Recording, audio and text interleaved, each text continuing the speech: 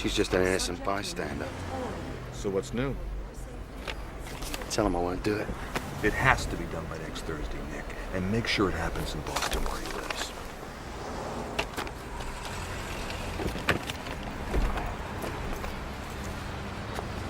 I'll see you in London on Saturday. We'll have a pint to celebrate. The white zone for immediate no problem. Do not leave your car.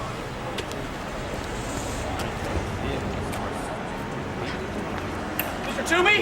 Mr. Toomey! Thank God I caught you! I checked over the figures on those foreign bonds you bought, and as it turns out, you haven't made $43 million. You've lost it.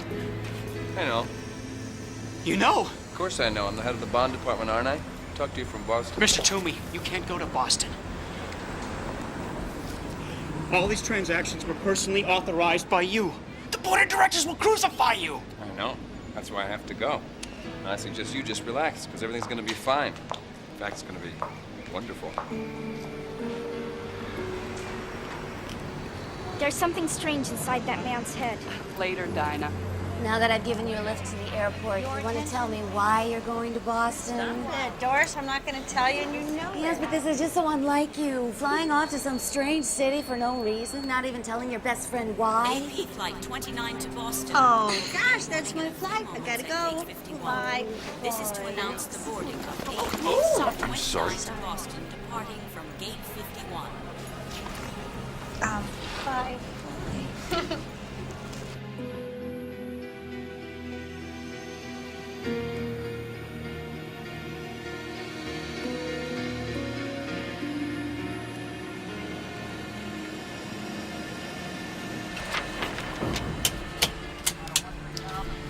Oh, damn these gauges. They don't tell us anything. That pressure leak could have been anywhere. Don't worry about it. It's the engineer's problem now. How can I not worry about it? You know what a pressure blowout can do. We were all damn near human pate. Oh, man. Maybe I've been doing this for too long.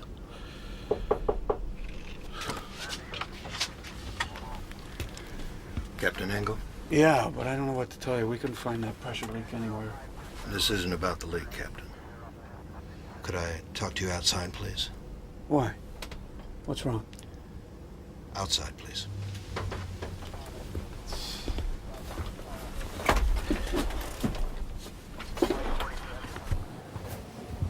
You want to tell me what's going on? It's about your wife. My wife? Oh. You mean my ex-wife? We're divorced. Why? What about her? There's been an accident. Perhaps you better come up to my office. What about Annie? How badly has she been hurt? Is she dead? Yes. I'm afraid she is. There was a fire in her apartment. Are you all right, Captain? Yeah. Just a shock, that's all. There's a red eye leaving for Boston right now. You can deadhead back on it if you want. Yeah, I guess I better. Ladies and gentlemen, American Pride Flight 29 to Boston is now boarding passengers in all roads. Please, Looks like have a your full boarding flight. passes ready. Yeah, I guess. What's the weather like? Clouds at 20,000 feet from the Great Plains all the way to Boston. Oh, and we've had sightings of the Aurora Borealis of the Mojave Desert. Northern Lights? Over California this time of year? Who knows? The weather's been really freaky this year. I asked for a window seat, and that's what I'd like. See right there? Yes, of Says where course, your sir. seat is. I want a window seat. Why don't you talk No. Why don't you talk to the ticketing agent? I only want to talk to you. I don't want to be her problem. I want to be. There's one on every flight, isn't there? Always. And since we have a very full flight this evening, we ask that you kindly place all bags and carry-on articles securely in the overhead luggage compartment or onto the seat in front of you. If you are in need of any assistance, the flight attendant will come by to help.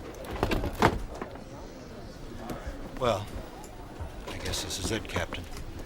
Have a nice trip. And my condolences. Thank you. Pardon me. Excuse me?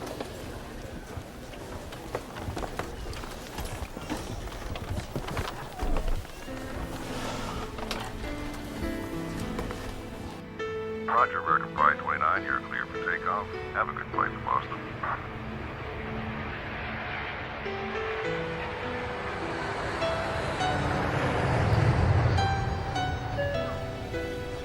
Our flight tonight will take us over the Rocky Mountains and Denver, past Des Moines and up over St. Louis, then on into the Boston area. So, folks, relax, enjoy the flight, and thank you for flying American Pride.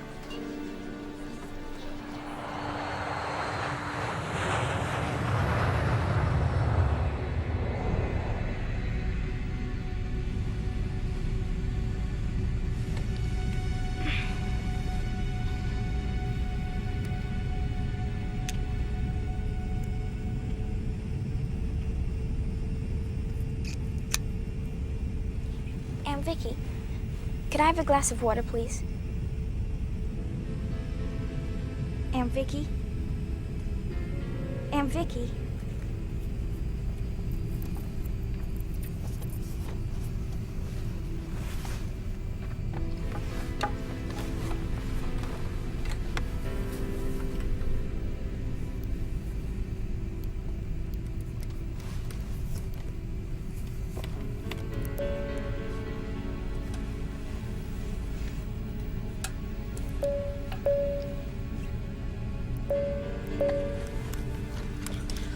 Would somebody speak to me, please? I'm sorry, but my aunt's gone, and I'm blind.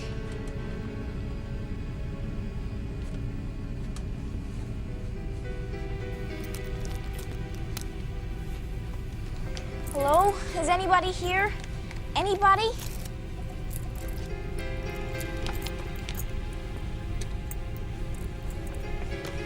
Dear God, please let someone be here. Anyone know?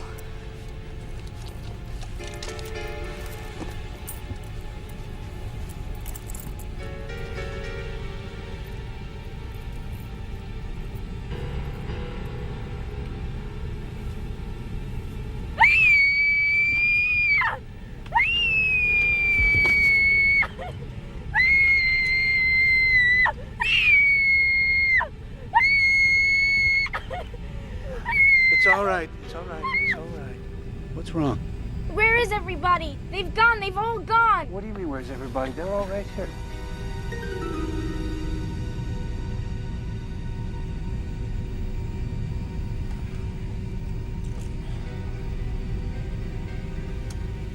What happened? Did we land while I was asleep and let the others off? Where's my aunt? I want my aunt. Please, I want my aunt. You're gonna be all right. What's your name? Dinah, I can't find my aunt. I'm blind and I can't see her. I woke up and her seat was empty. Who was screaming? Is the plane in trouble, mister? Where is everybody? What's going on? Are we in Boston already? I want my aunt now! Aunt Vicky! Aunt Vicky! Hey! Aunt Vicky! What the hell is going on here? Will someone shut this brat up?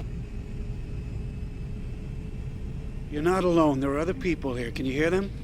Yeah, I can hear them. But where's Aunt Vicky? And who's being killed? Killed? Has someone been killed? Have we been hijacked? No one has been killed. I felt her hair. Someone cut off her hair. There's 10. Counting yourself and the bloke asleep in first class. What about the crew? Anybody know about them? Not yet. I was just about to find out. You stay with the girl? Yeah, all right, but what's happening? Gotta come back with some All right, answers. everybody, just calm down.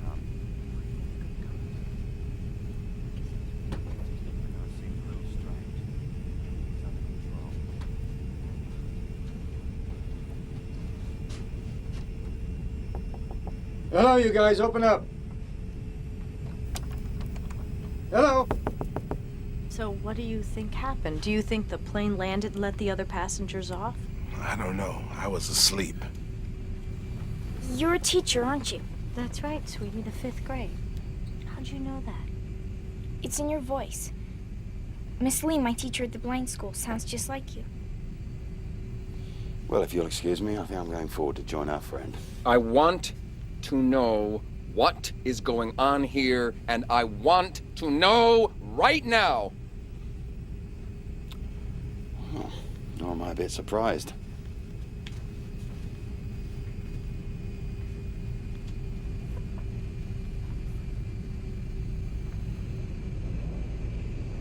You said before that you had felt someone's hair. What did you mean by that? Over there on one of the seats. I felt someone's hair. This is a wig. It's not a human scalp. Is that what you felt? What do you see? Nothing, just mountains and darkness. Hello? Hello? Hello?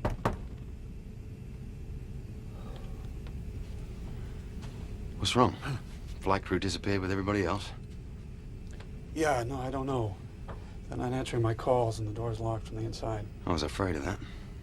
Sorry to get your wind up. Nick Hopewell. I am praying, sir, that the pilot's cap I noticed on one of the first-class seats belongs to you. It does, Captain Engel. But under the circumstances, you can call me Brian. I'll call you Savior. If we find what I expect to find on the other side of that door. Well, let's try and get it open, shall we? Okay. All right, let's see.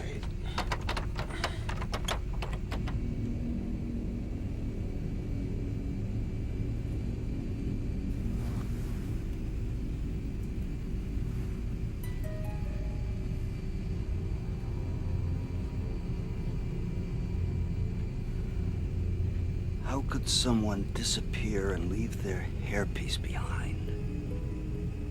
It's quite a mystery, don't you think?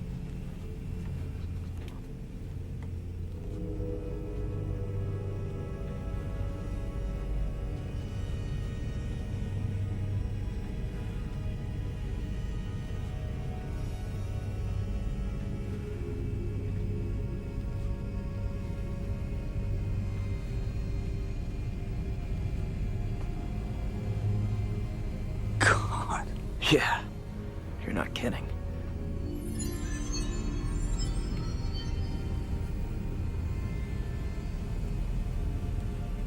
Somebody's bridge work.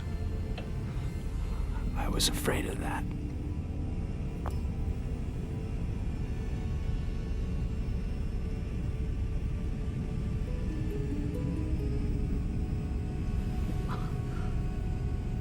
What's going on here? Hello? Excuse me. Come out from back there. Who's back there? Hi. Yeah. I'd like to know exactly what's going on, please. Currently? We're about to break the lock on the cockpit door. It seems our crew have abdicated along with everybody else. But we're in luck all the same. My new acquaintance here just happens to be a pilot. You work for American Pride, friend? Yes, I do. But I think what's important right No, now... no. I'm going to tell you what's important. No, I'm going to tell you what's important. You know what's important? I have a meeting at Boston's Prudential Center at 9 o'clock this morning. Promptly at 9 o'clock. That's what's important. Now, I booked a seat on this conveyance in good faith, and I have absolutely no intention of being late for that appointment. Wait. Now, I have 3 questions for you. Number 1, who authorized an unscheduled stop for this airliner while I was asleep? Number 2, where was that stop made? And number 3, why? Why was that done? You ever watch Mr. Spock on Star Trek? What the hell are you talking about? Just if you don't shut your cake hole, you bloody idiot, I'll be happy to demonstrate his Vulcan sleeper hold for you. Don't you talk to me like that. Do you know who I am? Of course I do. You're an obnoxious little twerp who likes to hide his fear behind aggression. No harm in that, but you are in the way. Listen to me. Listen! Whoa, a nose hold. I can break it.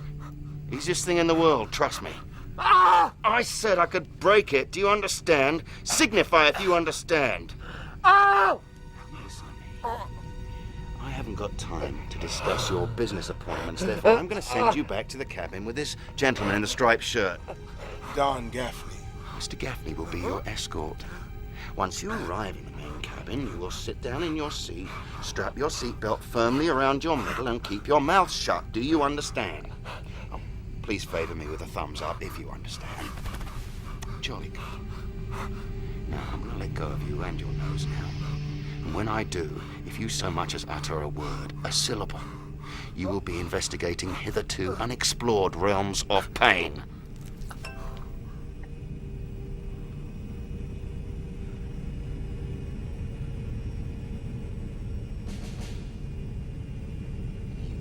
I wouldn't, mister. This guy means it. You better come on back with me. Bad idea. Come on. Hey, come on. Come on. Let's see if we can find something for that nose.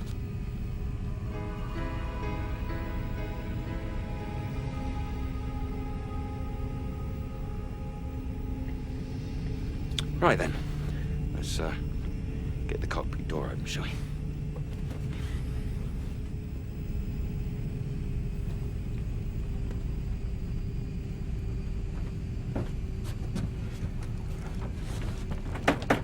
Come on.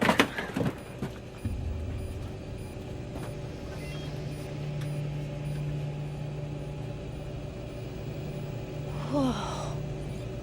No one's driving the plane.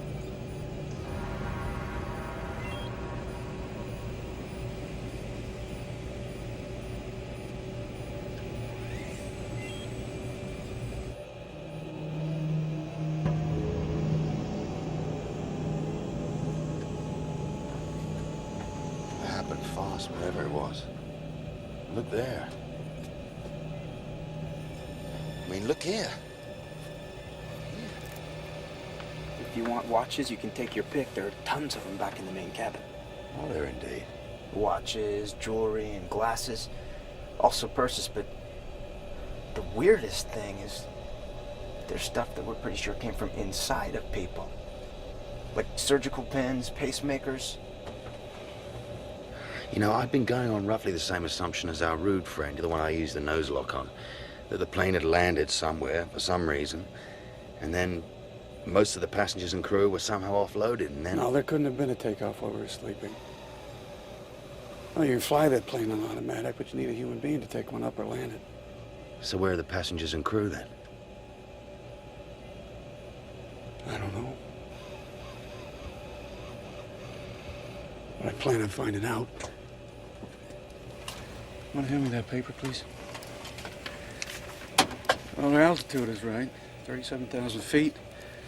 We're on course.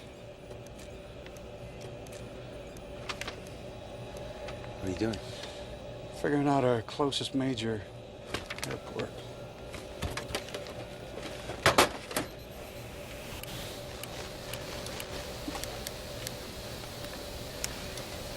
Denver Center, this is American Pride, flight 29. You read me, over.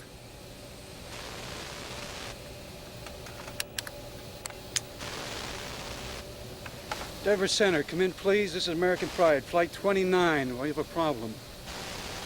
A big problem. What's going on? I'm not getting anything at all. Mayday, Mayday, this is American Pride, flight 29, requesting emergency aid. Come in, please.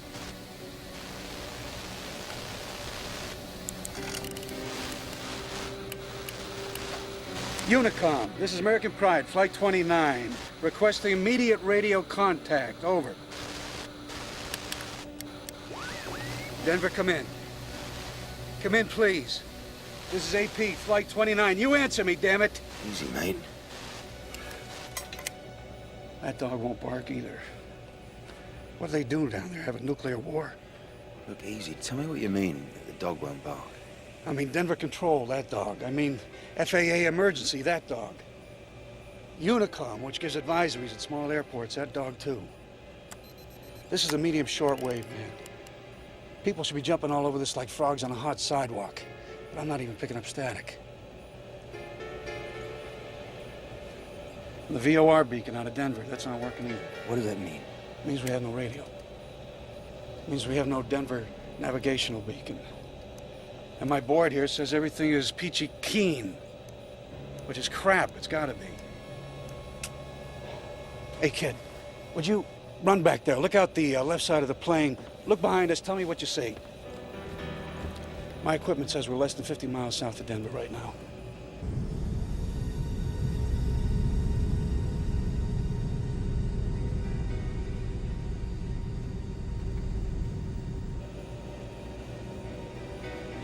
Well, there's nothing out there. Nothing at all.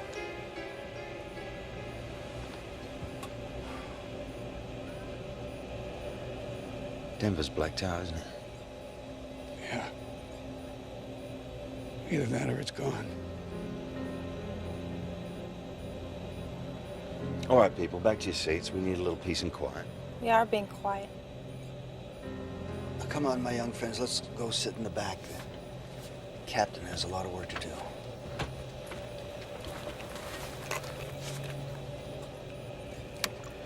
What are you doing?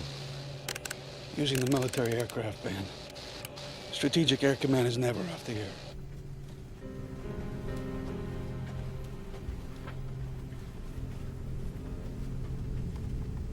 What's going on?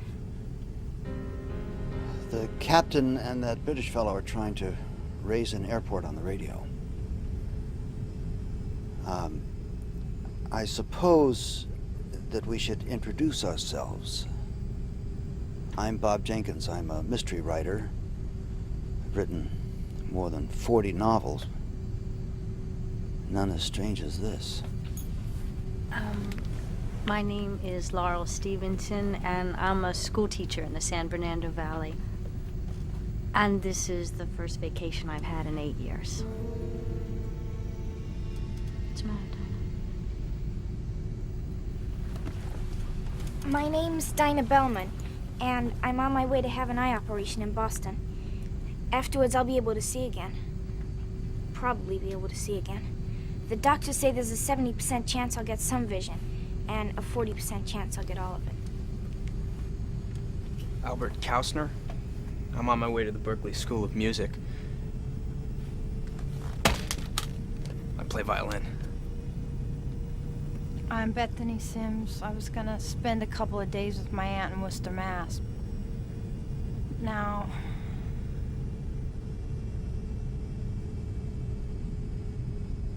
And you, sir, what's your name?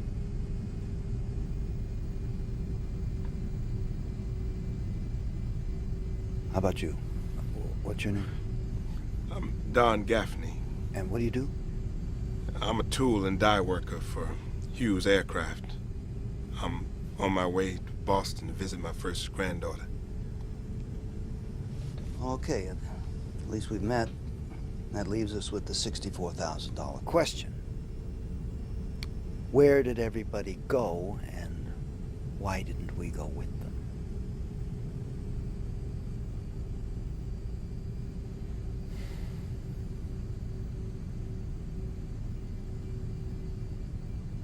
Air Force Control, this is American Pride, Flight 29. Do you read me? Over.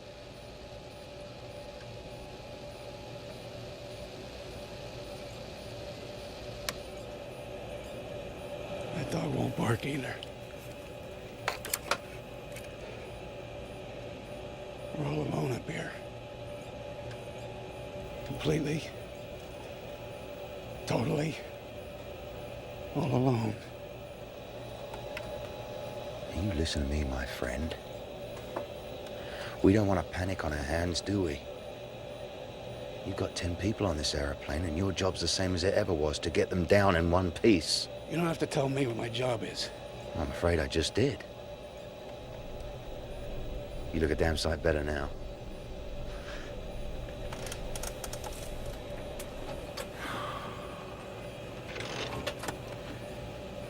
What do you do for a living, Nick? And don't tell me you're an accountant.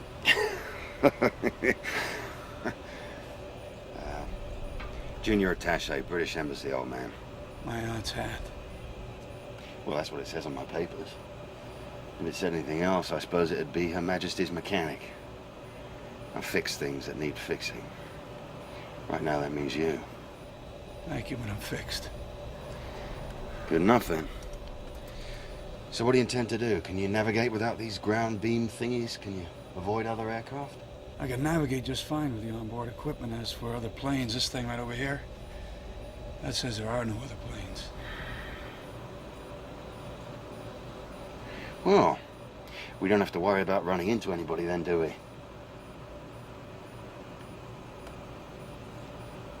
So what do we do now? On to Boston? Logan, at dawn. One of the busiest airports in the world with no idea what's going on in the country below us? No way. No, we're heading to Bangor, Maine.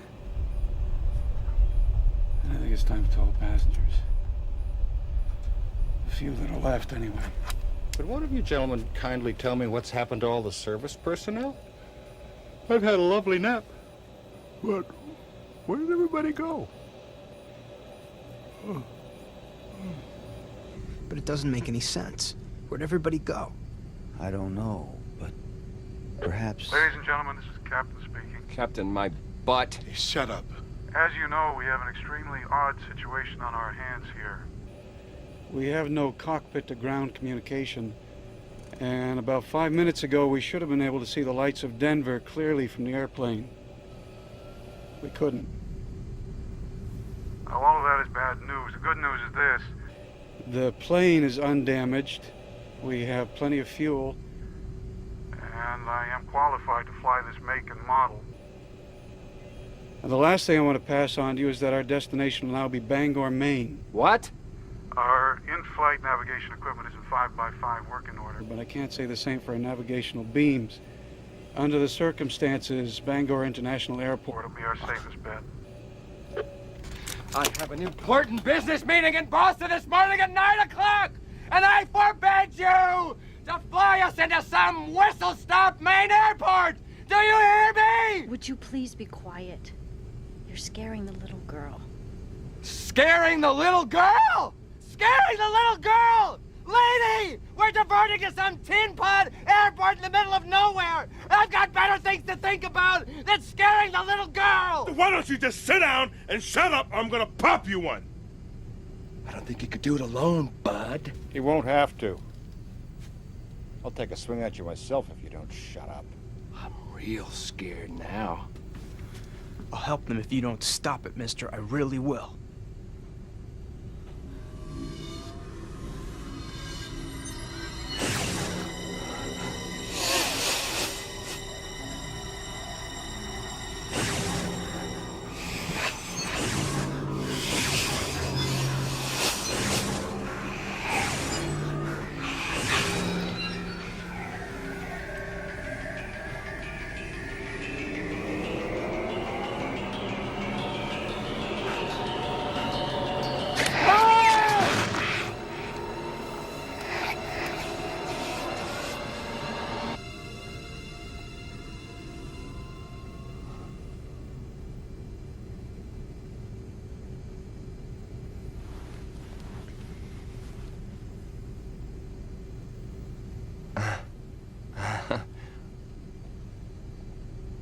Okay. Okay, fine. You're all against me? That's fine. That's fine.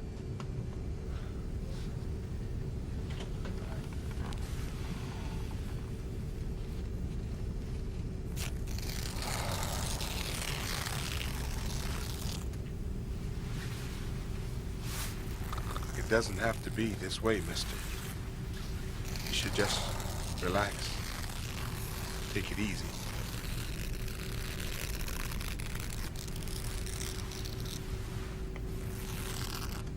Anyone here know how to work this little oven up in the galley? I didn't think so.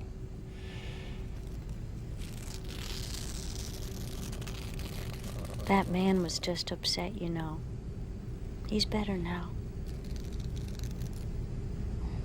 We all look like monsters to him. No, I'm sure we don't. Now, what made you say that? I hear things sometimes. People's thoughts. I always have. But just now, for the first time. I saw what that man was seeing. It was dark and fuzzy, but I still saw. Sweetie, that's just your imagination, that's all. That's what my aunt used to say, too. But it's not. Why don't you get some sleep? You'll feel a whole lot better. No, I won't. Besides, I was asleep, and now I'm all slept out.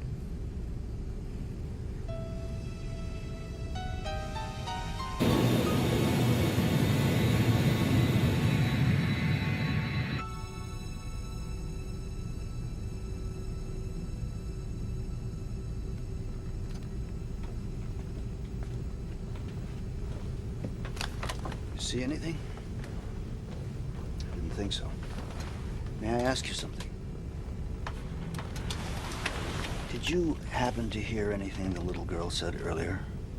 No.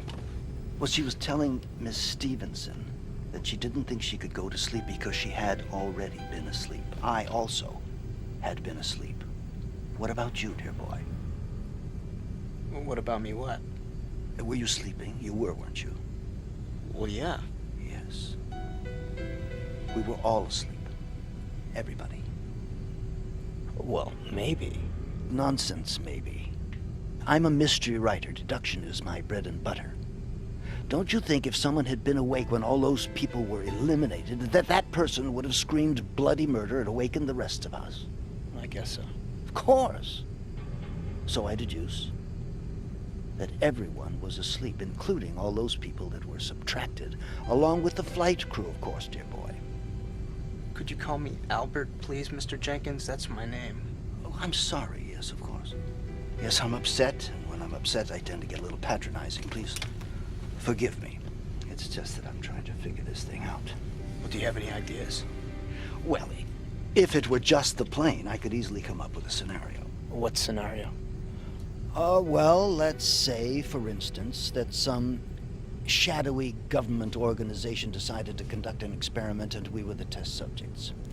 And the purpose of such an experiment, given the circumstances, would be to document the effect of serious emotional stress on a number of ordinary Americans. And the scientist who designed the experiment loads the oxygen system of this plane with an odorless hypnotic gas.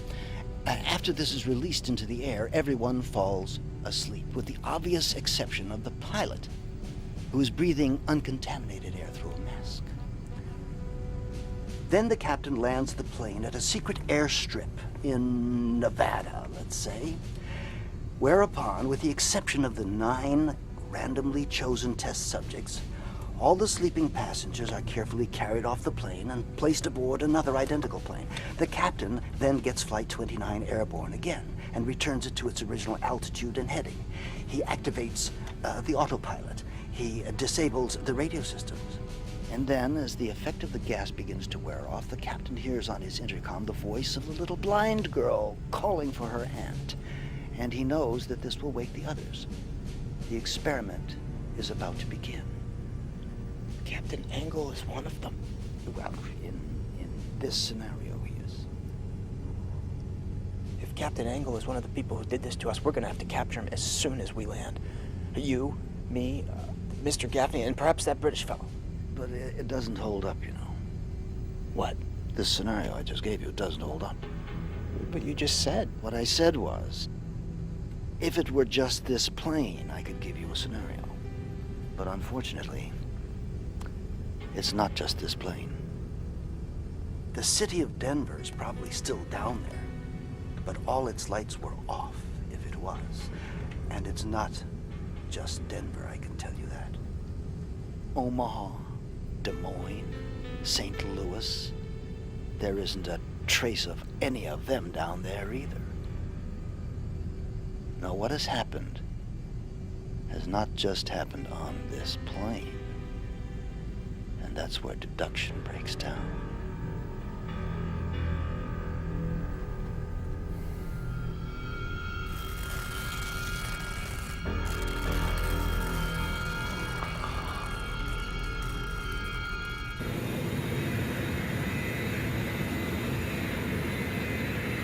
St. Louis Center, come in, please. This is American Pride, 29 Heavy. Repeat, American Pride, Flight 29 Heavy. Do you read me? Over.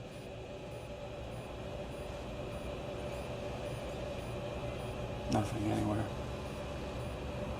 Not on the ground or in the air. It's like the entire country has suddenly ceased to exist.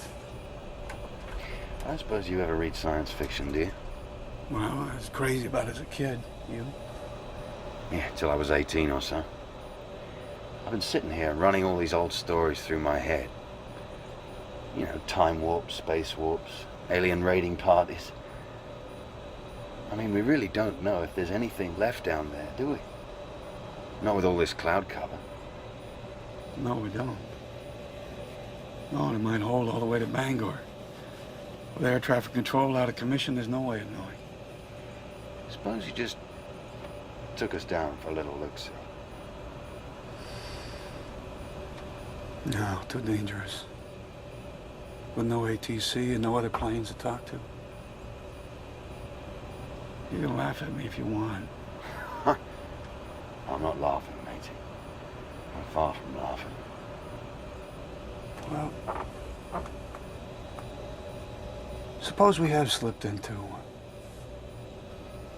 another dimension, like in a science fiction story. How do we know what's down there? I mean, this Earth could have the Rockies in upstate New York. Well, we seem to have the sky pretty much to ourselves. Up here, that's true. Down there, who knows? And who knows is a very dicey situation for an airline pilot. So, for now we just go on. Right. And wait. Right again. Well, you're the skipper. That's 3 in a row.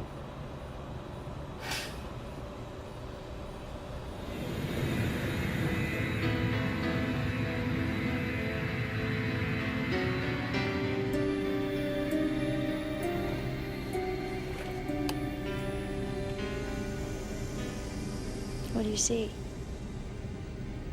The sun's up. That's about it. What about the ground? Well, I can't see it. It's all clouds down there. Perhaps it's just as well. Maybe.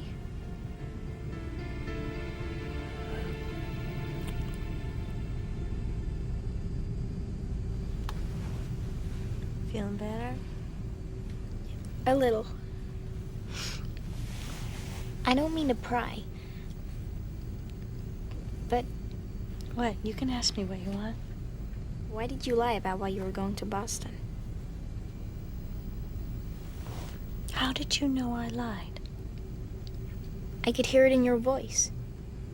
I can hear lots of things. Maybe because I'm blind. I don't know, but I know you don't lie. Otherwise, I wouldn't have heard the difference. I was going to meet someone. A man named Darren Crosby. How did you come to know him? Well, that's the embarrassing part, and that's why I lied. I've never actually met him before. We started corresponding through a personal ad in a magazine, and I liked him. I mean, I liked what he wrote and what he looked like in his picture. So I agreed to fly to Boston to meet him. That's strange, isn't it? To fly all the way across the country to see someone you've never even met before. Yeah. But I just realized it didn't have anything to do with Mr. Crosby. It was really about me. I didn't want to play it safe anymore. I was trying to break out of the confines of my life and have an adventure. Well, I guess I got more of an adventure than I bargained for.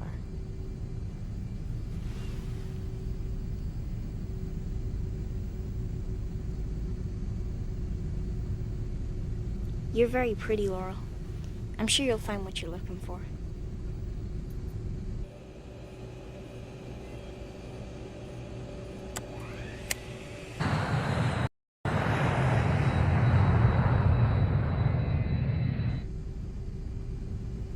Do you think we're gonna be all right?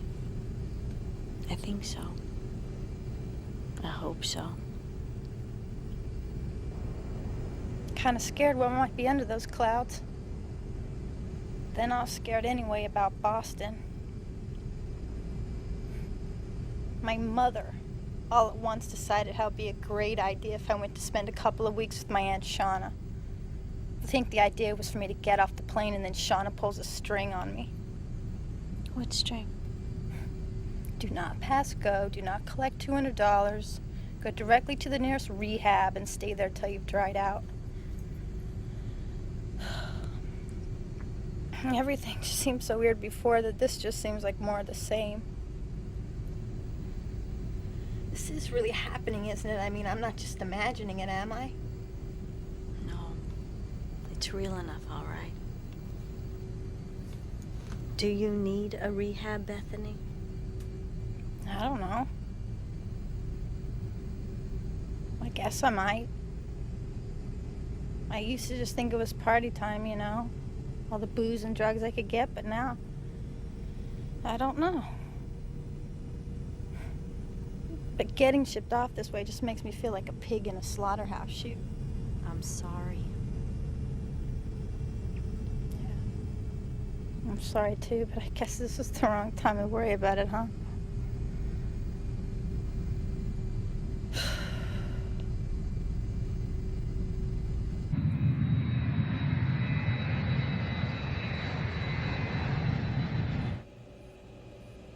Well,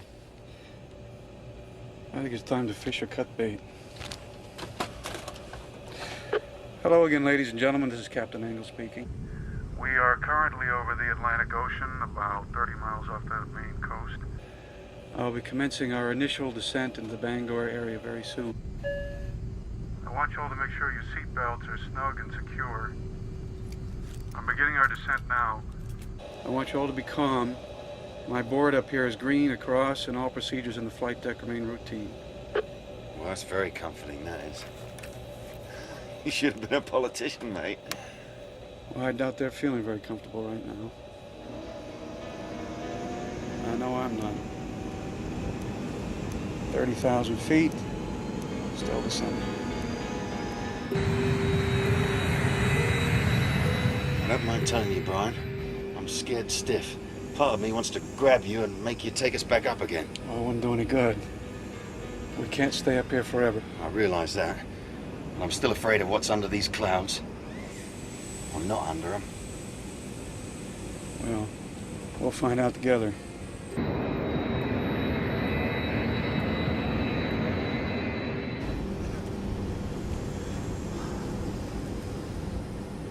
I figure we might as well all be together on this one.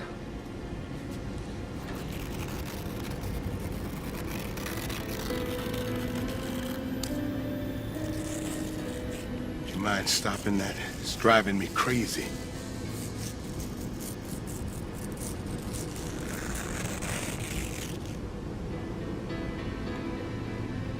Well, at least we'll be able to get some chow when we land.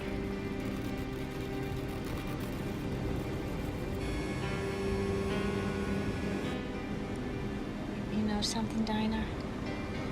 What? I really don't want to go down there. I mean, I really don't. Well, if it'll make you feel any better, you're not the only one.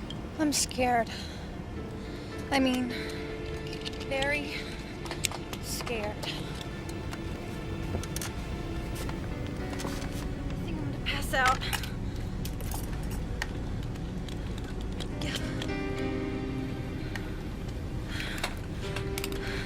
It's going to be all right. I hope so. Oh!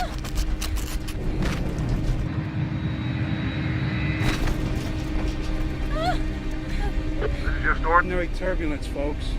Most of you have been through this before, so just remain calm.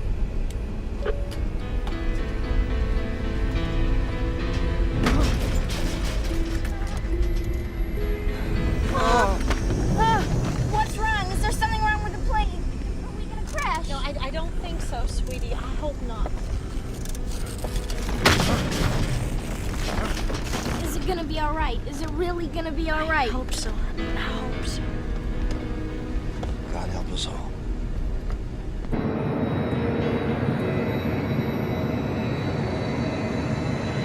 Look, maybe this wasn't such a good idea, Brian. Maybe we should climb back up again and think about it, eh? Not enough time and not enough fuel.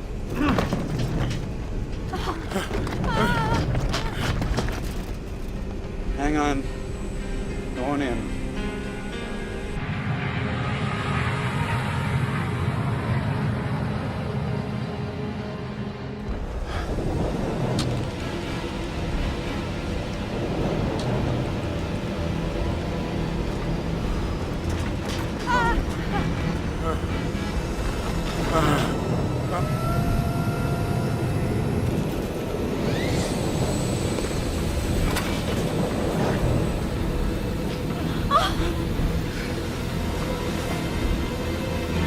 Bethany!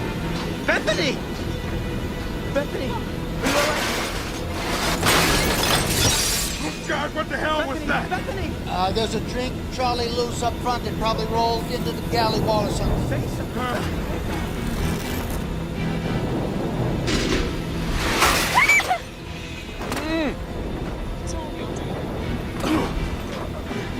Please, I don't want to die. I just don't want to die.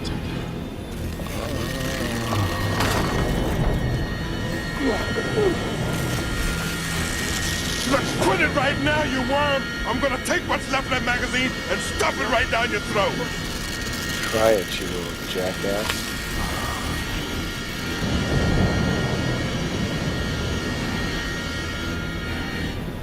3,000 feet? How low is this sea, Brian? I don't know. Lower than I'd hoped, that's for sure. Oh, that makes me feel a lot better. I'll take us down to 500 feet. And if we still haven't broken through the cloud cover, I'll take us back up again. We'll fly down to Portland. Well, maybe you should take us that way now. You know, the weather down there is almost always worse than the weather here. This is starting to look like a bad decision, mate. We haven't struck out yet. But we are running out of room, aren't we? I mean, 2,000 feet. Somewhere underneath all this grayness, the ground's rushing up to meet us, isn't it? Yeah, it is, but we still get... There we go. We're coming through.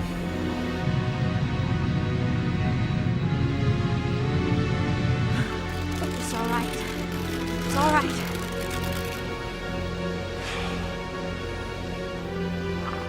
We've broken through the ceiling, ladies and gentlemen. In a few minutes, you're going to hear a thump from below. That'll be the landing gear lowering into place. I am continuing our descent into the Bangor area.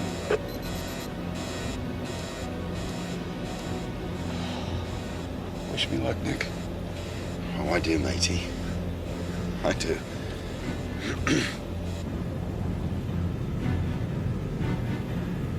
What do you see, Laurel?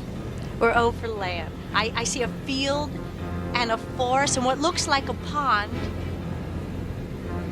It's there, Dinah. It's all there. I'm sorry, miss, but you're completely wrong.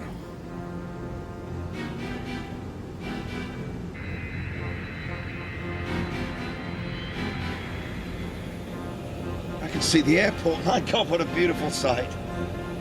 Buckle up, coming in. Bangor Tower, this is AP, Flight 29, heavy. I am declaring an emergency. If you have runway traffic, get it out of the way. I am coming in. The runway lights are dead, Brian. No time to worry about that now.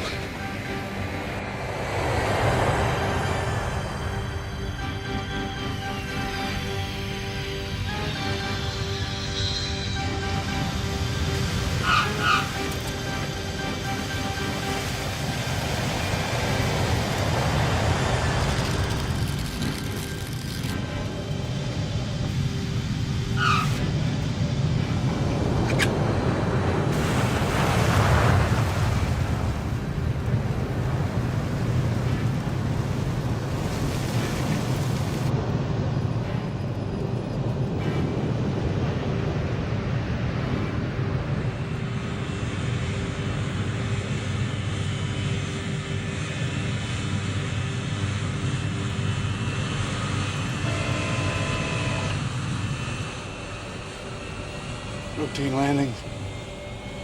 Nothing to it.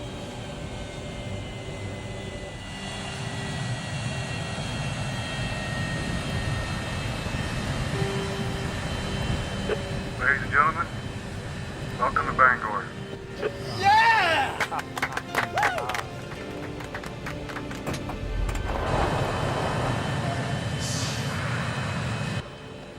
Thank you for that welcome, my friend. My deep appreciation stems from the fact that it appears you're the only one who's going to extend one. And this place is utterly, totally deserted. No, it can't be. Unfortunately, I'm afraid it is.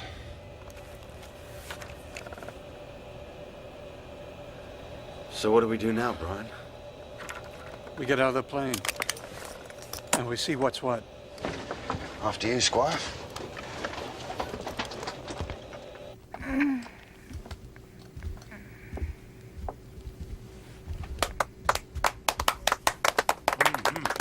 Okay. Yes. What is it? It's the pilot. It's the pilot that landed us safely.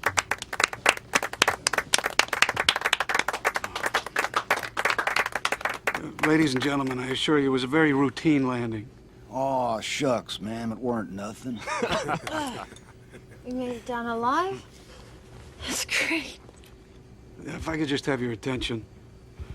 Now, I know you've all looked out the windows, so you know as much as I do.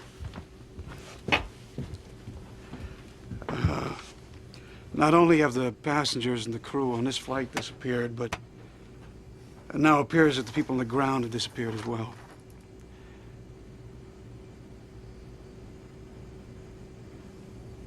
But logic suggests that since we survived, whatever it was,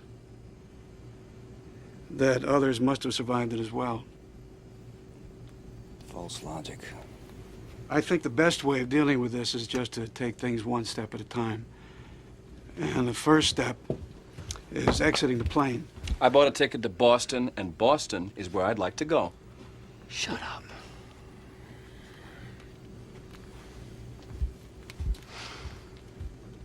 We're going to have to use the emergency slide, so I want to review the procedures with you. Now listen carefully, and then form a single file line behind me.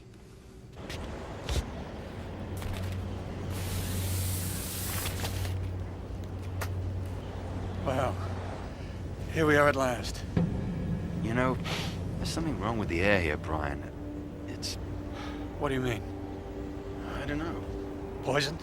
No, at least I don't think so. Just no odor, no smell. What? Is there something wrong? I mean, I'm not sure I really want to know, but if there is... Honey, there's nothing wrong here. But there is. This place smells wrong. Really badly wrong.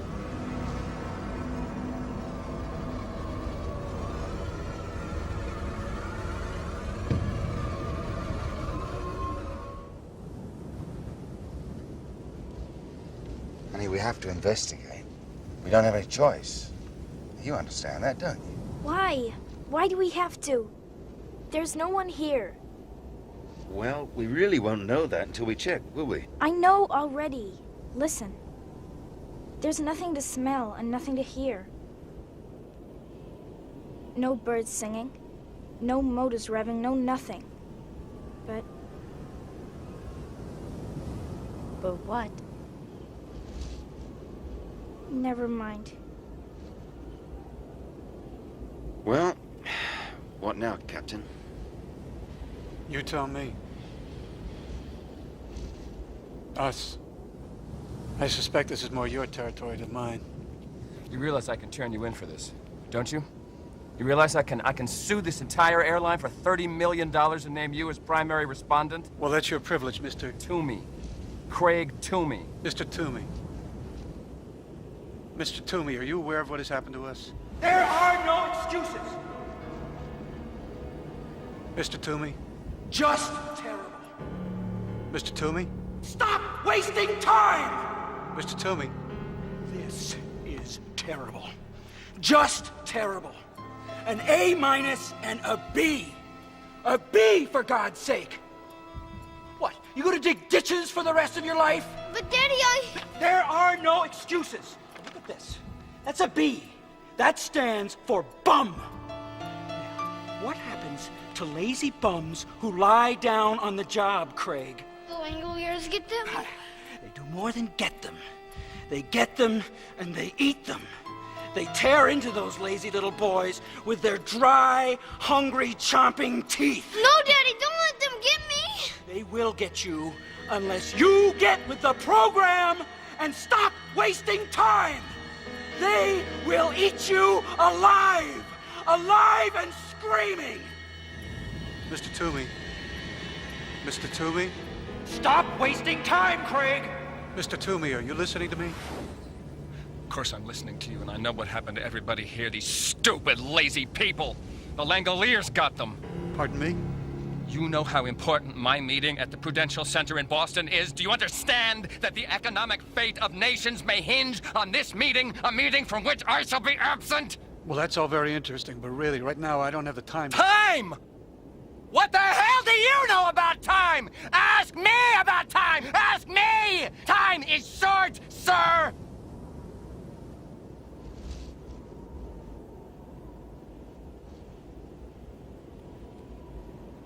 And what do you reckon the best way is inside the terminal, Brian? Well, I guess it would be through the luggage conveyor. All right, then. Now let's hike on over. Ladies and gentlemen, shall we? Sure. Yeah, let's go. Let's go. Mr. Toomey? Let's keep together, please. Why don't we see if we can get something You see to the eat? opening there? That's what we're going through. If there's a restaurant.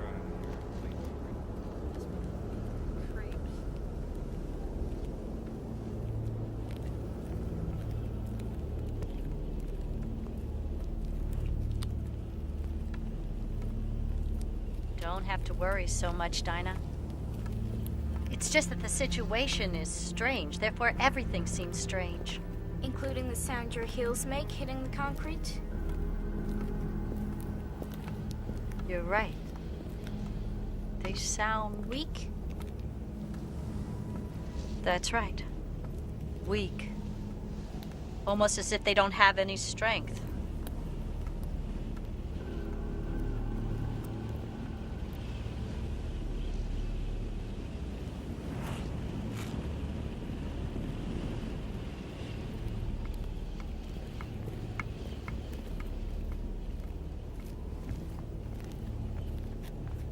Coast clear.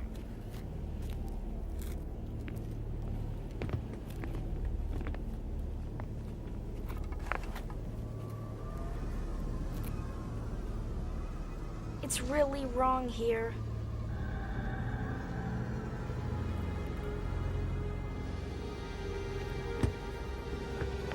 What's your head going through here? That's it. Yeah, just wait for me when you get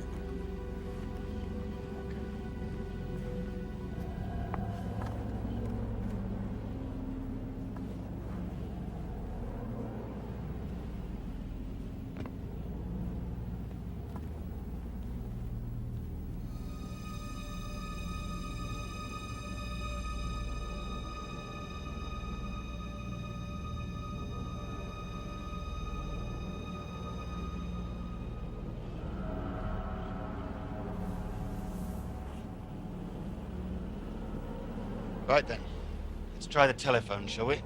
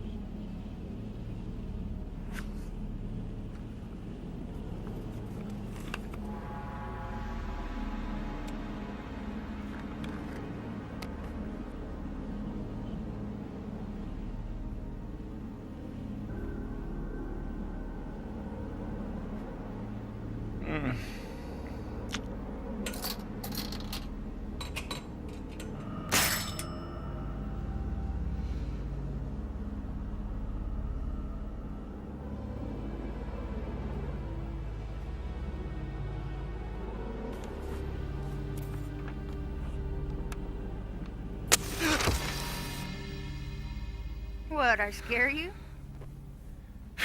A little. God, at least that's better. Didn't dare do it on the plane. I thought I might blow something up. Excuse me, but I quit those, 10 years ago. No lectures, please. I've had enough to last me a lifetime. No. I was gonna ask if I could have one. Thank you. Thanks.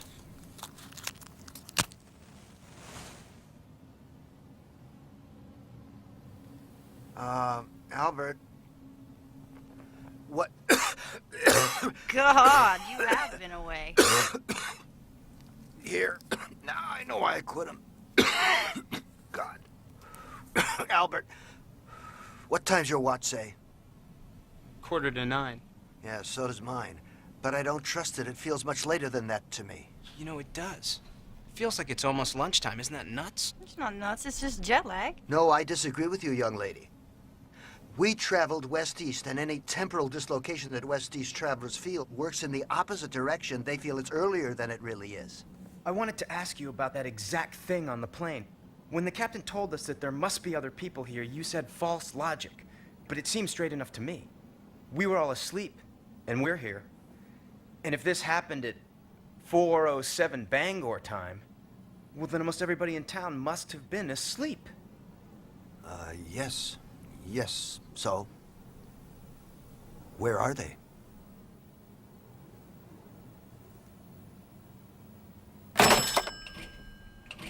It's a washout. They're all dead.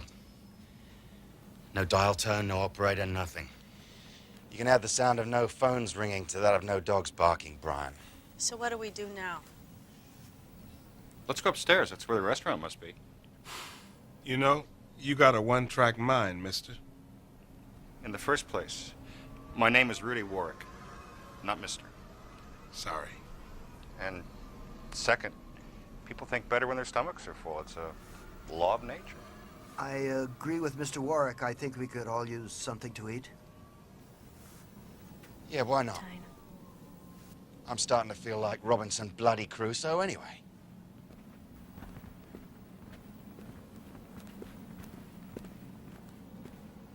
You know something, don't you? I might, but then I might not. But I do have a suggestion. Young lady, save your matches. Well, I don't get what you mean. There's got to be a newsstand upstairs with tons of matches and disposable lighters. I just still say save your matches. Wait a minute. Where's Mr. Toomey? Who cares? Good riddance to bad rubbish. I'm sorry, mate. I didn't see him go. Toomey! Craig Toomey! Where are you? Something's wrong. There's no echo. What do you mean? That's impossible. Hello? Is anybody there? Hello? Is anybody there?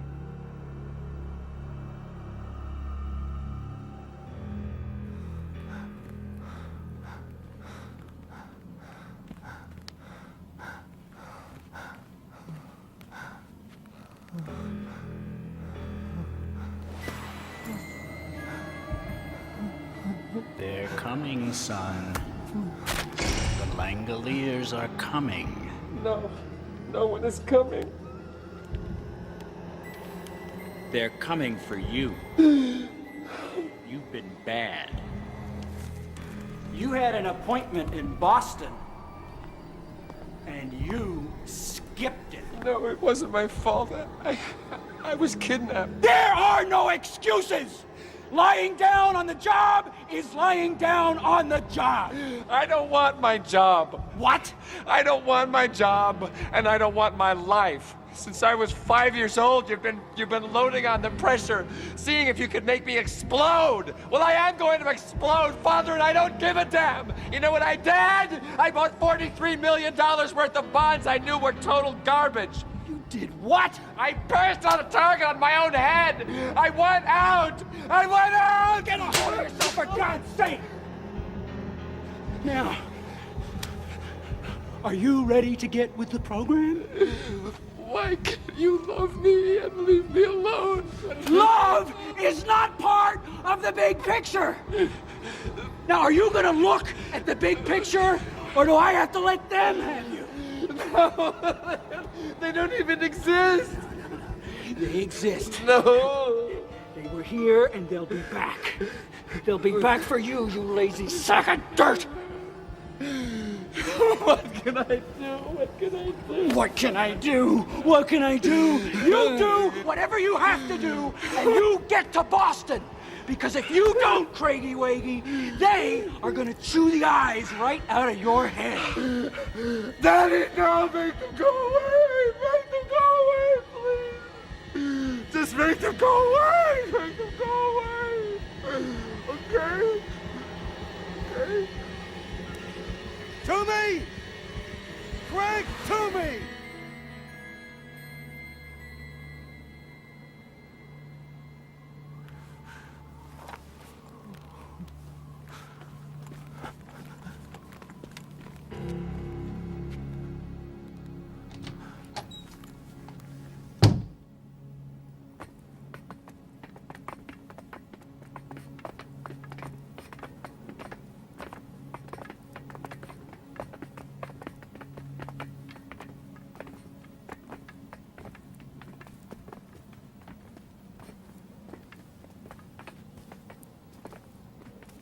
Okay, let's go. Wait. What? Shh.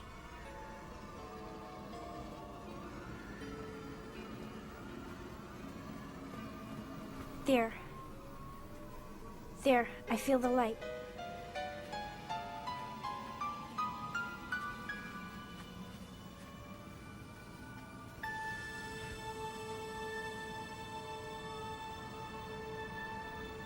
The glass is wrong, too. Dinah. Shh. I hear something.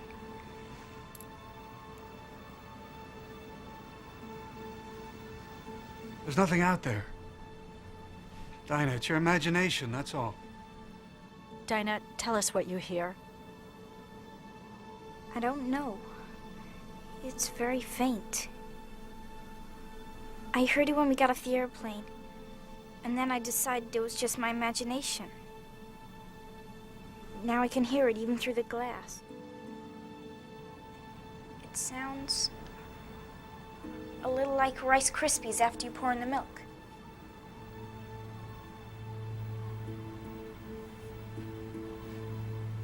You hear anything? A bloody thing. Mind you, she is blind. I mean, she's used to making her ears do double duty. I think it's hysteria. Do you hear anything? Not a bloody thing. Mind you, she's blind. She's used to making her ears do double duty. I think it's hysteria. Dinah, what are you talking about? I was talking to Nick. And she heard us from over there by the window. You've got great ears, hon. I hear what I hear. And I hear something out there. In that direction. And it's awful. A really terrible, scary sound. If you could just tell us what it was, little miss, it would really help.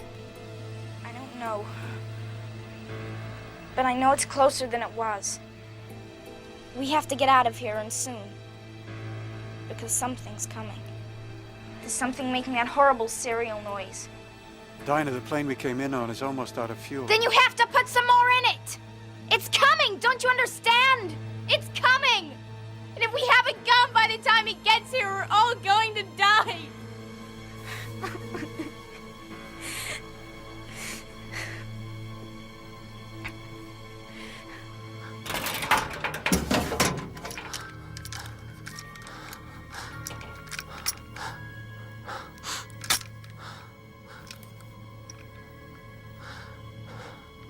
I don't want to hurt anyone.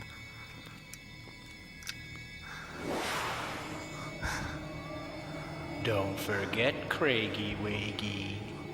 The Langoliers were here. And they will be back. You'd better be gone when they get here, or you know what will happen. Oh, I know what'll happen. They'll eat me.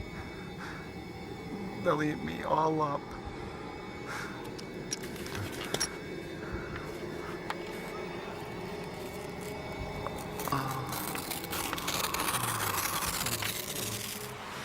Well, look, this is an airport. There must be other planes with fuel in them. If we find one, can you fly it? Yes. There's just one little problem. Where exactly should we go? Away. Away from that sound. Is it closer now than when you first heard it, Dinah? I don't know. I think it's still far, but I can't be sure. Then I think we should do what Mr. Warwick has suggested. Let's find the restaurant, have a bite to eat, and then we can figure out what's going to happen next. Who elected him leader of the group? We better go along. I think he really knows his stuff. What kind of stuff? I don't know exactly, but... well, I think it's worth finding out. Well, come on. Right. I'm starving. Let's see what they got.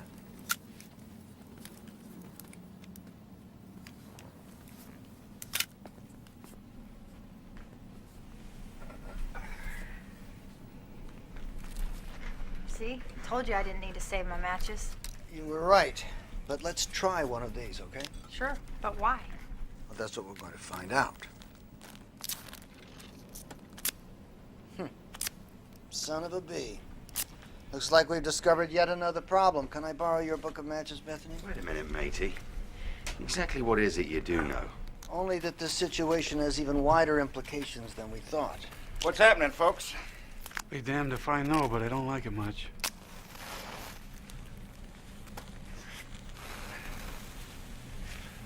Huh. Even that's more than I expected. All right, tell us about it. I know you... It's spoiled. Damn, I hate that. Spoiled? No. No, I doubt that. But you can tell from the clocks that the power in the cold case must have gone out less than 5 hours ago. You don't think it's spoiled, you try it.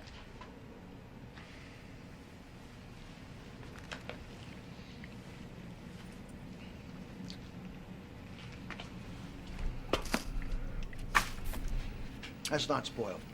It's just tasteless, like chewing paper. But I can understand why you might have thought that it was spoiled. It was spoiled. Try your beer. See how that is. I don't want it anymore. Here, give it to me. I've drunk 'em warm before. Don't cross my eyes none. Damn. Flat. Flat and tastes like an old tire. Oh, good. That's good. Flat, that's something we can see. Can you get some more beers and some soft drinks from the cold case over there? You can't dilly-dally any longer, Craigie-Waggy. You have to get to Boston, and you have to do it now. I don't want to shoot you, but I will if I have to. I don't want to shoot you, but I will if I have to. Yes, I will.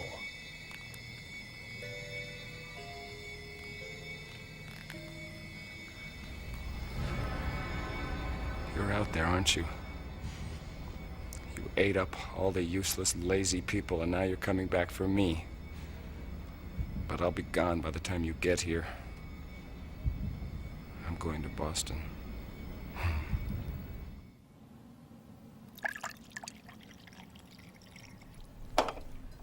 So we're all agreed. The beer's flat. But why?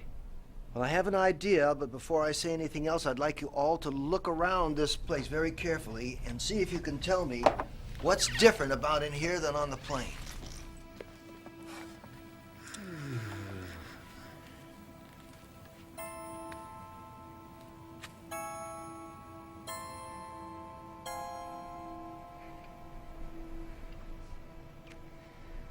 The rings.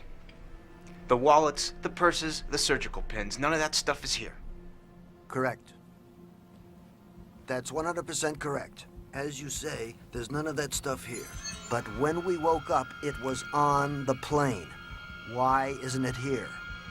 Maybe nobody was here when it happened. No, that's nonsense. An air terminal is like a police station or a fire station. There's people there regardless of the hour. Watch out, I hear someone! I don't want to shoot her, but I will if I have to. Now take me to Boston. What's you happening? hear me? What is it? Take me to Boston. You're choking me! What is he doing? Stop What's choking me! Steady on, old mate. Stop moving around! You can make me do something I don't want to do. Now you stop moving Do around! as he says, Bethany. I don't want to shoot her, but I will if I have to! Ow! No, Albert!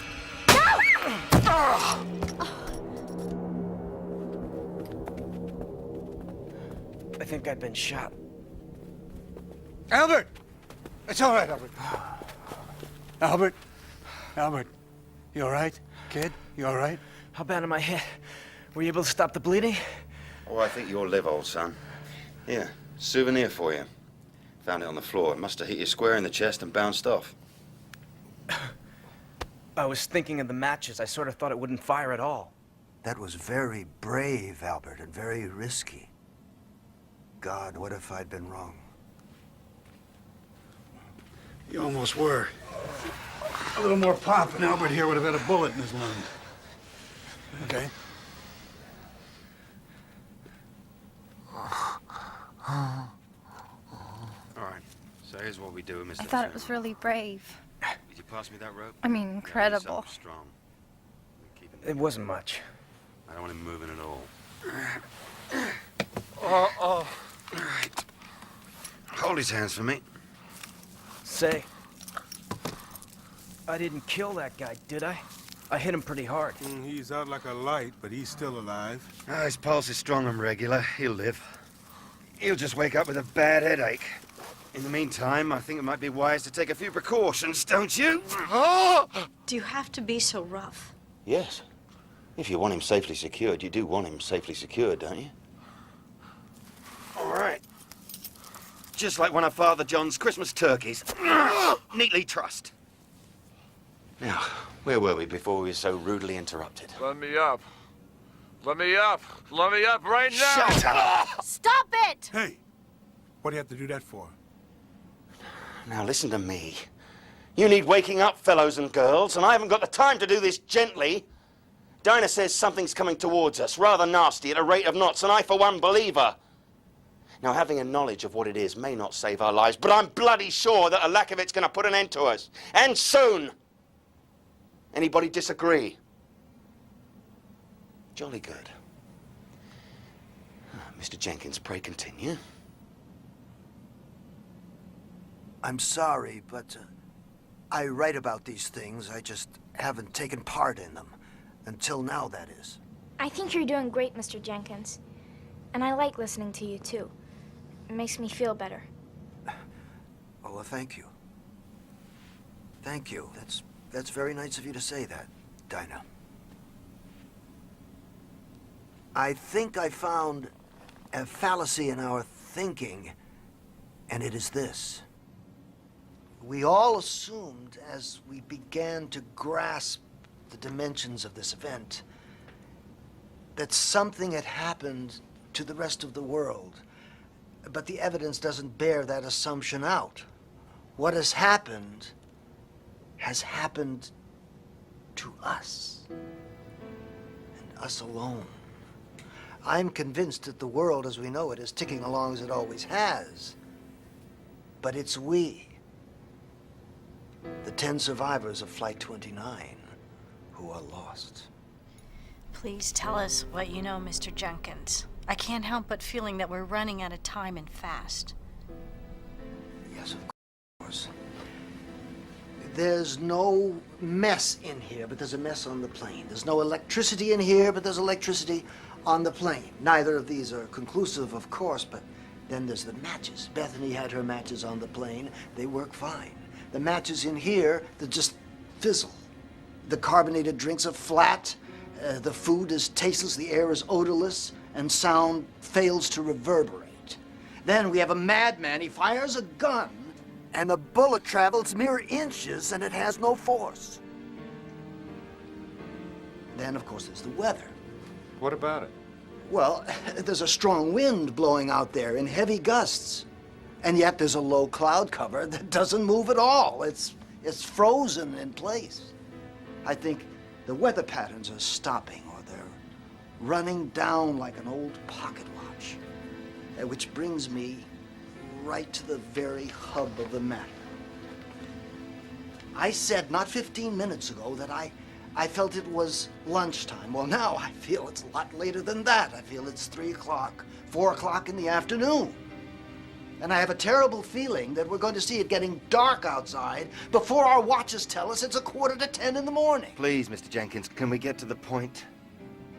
Well, the point is that what we're dealing with here is time. Not dimension, as Albert has suggested. Let's say that every now and then a hole appears in the stream of time. Not a time warp, but a time rip. A rip in the temporal fabric. That's the craziest thing I ever heard. Amen. Mr. Gaffney, what's happening to us, the situation that we're in, this is crazy. Go on. Well, let's say that such a rip in the fabric of time does occur now and then. It would be similar to certain rare weather phenomenon that are reported, like upside-down tornadoes and circular rainbows and daytime starlight. The Aurora Borealis. What? There was an Aurora Borealis over the Mojave Desert when we left LAX. We were supposed to fly right into it. Well, that's it. That's it. An aurora over the desert. That strengthens my point, doesn't it? If we had the bad luck to fly into that, and it was a time rip, well, that means that we're no longer in our own time, ladies and gentlemen. Look, I have to agree with the lady. Time is short. Could we just get to the bottom line, please, Mr. Jenkins?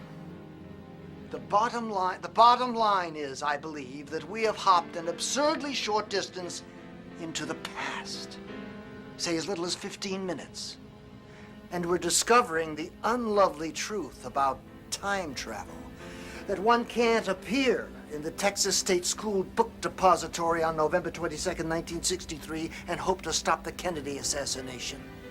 One can't witness the building of the pyramids or the sack of Rome, or investigate the age of the dinosaurs firsthand. No, fellow time travelers. Have a look around you. This is the past. It's empty. It's silent. It's a world with all the meaning of a discarded old paint can. Sensory input has disappeared. Electricity has already disappeared. And time itself is winding down in a kind of a spiral that's going faster and faster. But what about us? If this place is winding down and we're caught in it, I suppose we'll wind down with it. Or else wink out of existence like the other passengers on our flight.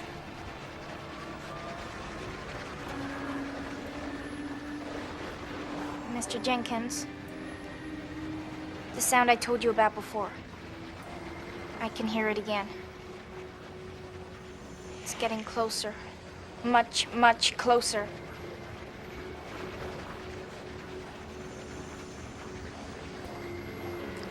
I'm going back out to the windows.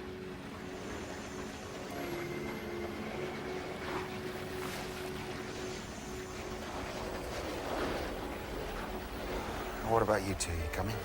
we can hear it as well as we want to from here. Mind you stay away from Mr. T.i.m.e. Stay away from Mr. T.i.m.e.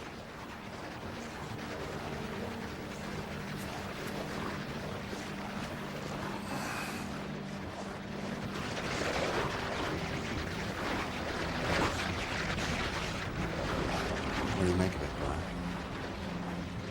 All I know is it's the only sound in town. No, it's not in town yet.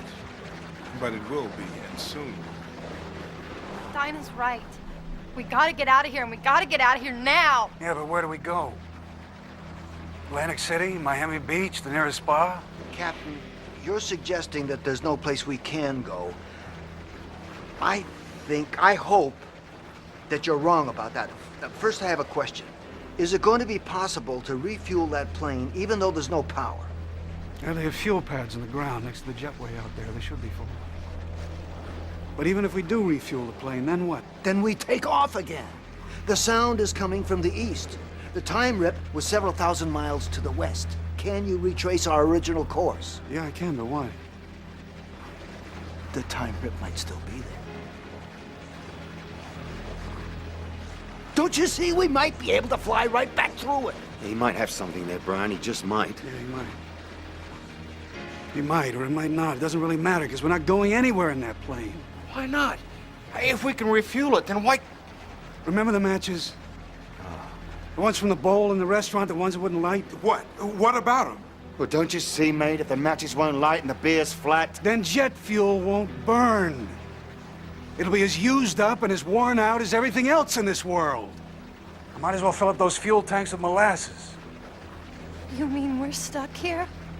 With that noise coming closer and there's no way out?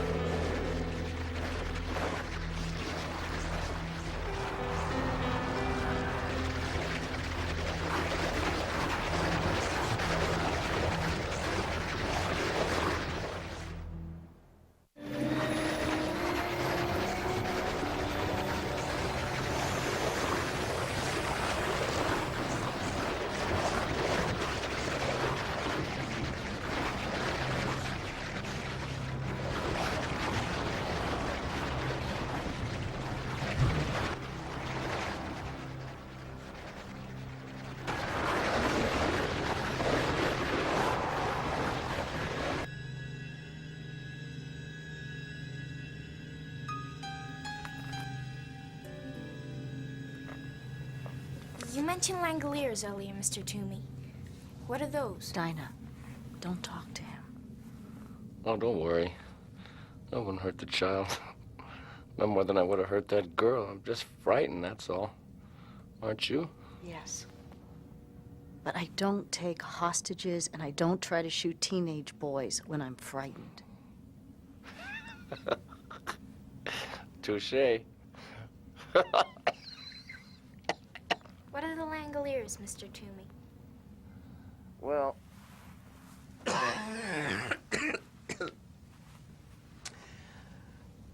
I used to think that they were make-believe, but I'm beginning to wonder because I hear it too. The sound.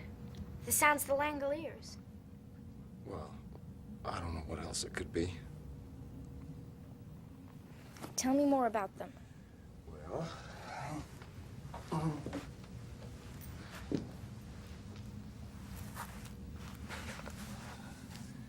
My father used to say that the Langoliers were little creatures that lived in closets and sewers and other dark places. Like elves. No!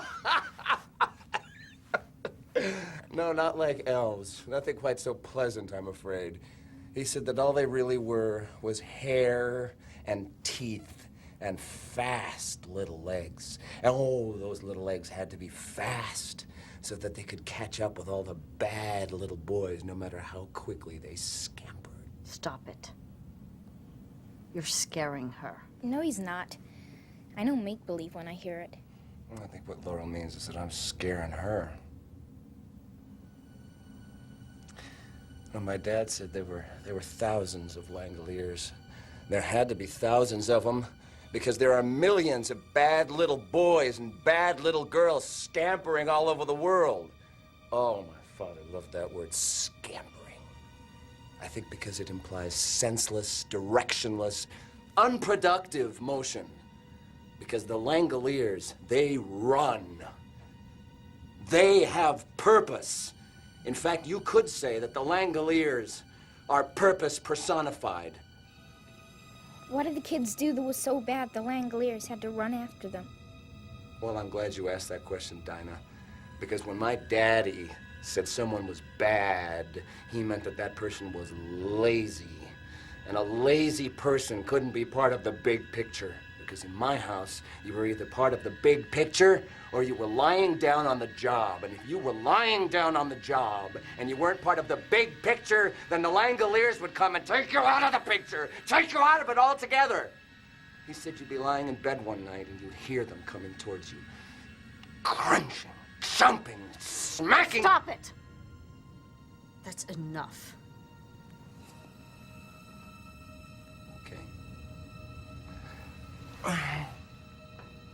I'll bet you were scared of your dad, weren't you, Mr. Toomey? You and the cigar, little miss. I was terrified of him. Is he dead? Yeah. Was he lying down on the job? Did the Langoliers get him? Yes.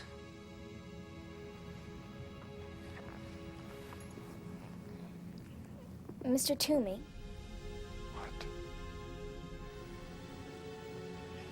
I'm not the way you see me. I'm not ugly, none of us are.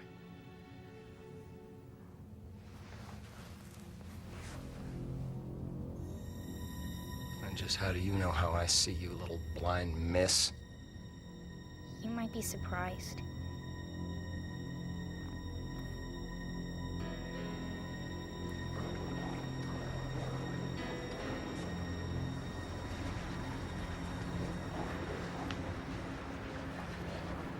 Okay, so what do we do now? I don't know.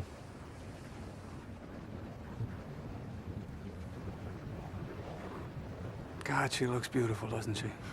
Yeah, especially compared to everything else around here. Brian, exactly how much fuel do we have left? Well, when we landed, I had less than 5,000 pounds. To get back to where this happened, I'd need at least 100,000.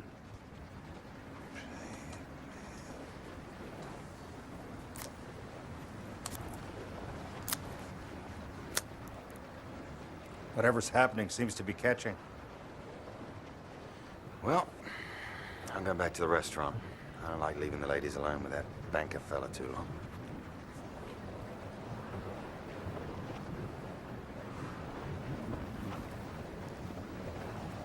Come on. Oh, wait a minute.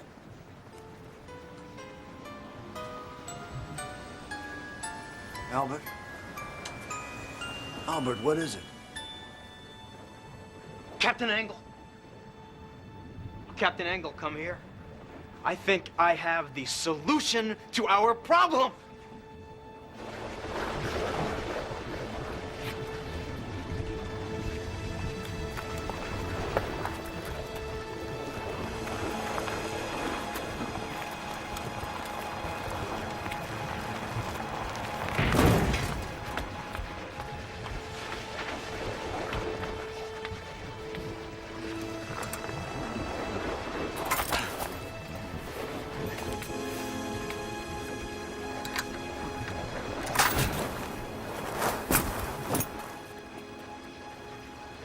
What are they doing? Well, they've taken the slide away and they're putting the stairway by the door. And now they're going up. Are you sure you don't have any idea what they're up to? All I know is that Albert went nuts. He kept saying something about the plane being more there. I didn't get it. He just was really jabbering.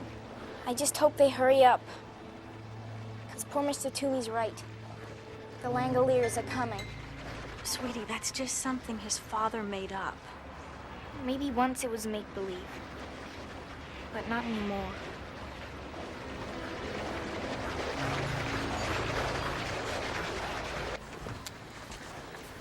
All right, Albert.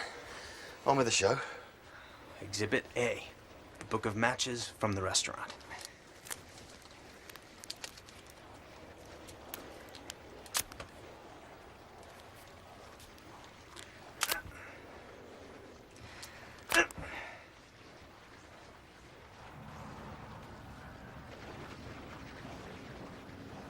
Looks different outside. The light's going. That's what's different. How's Mr. Toomey? You kidding? He fell asleep.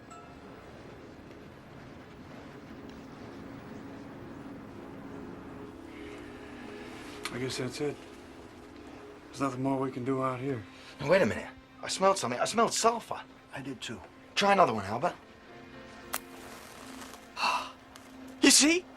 You see?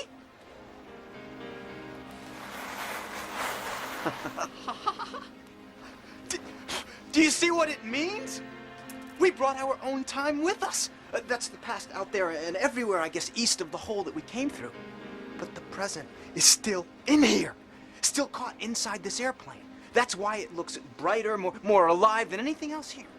Bravo, Albert, bravo. Try the beer.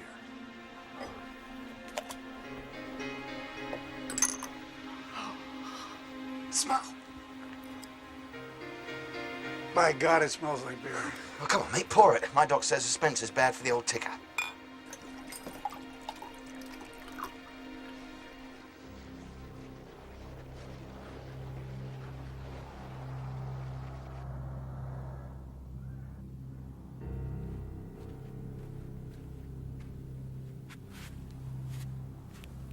Hey, you awake?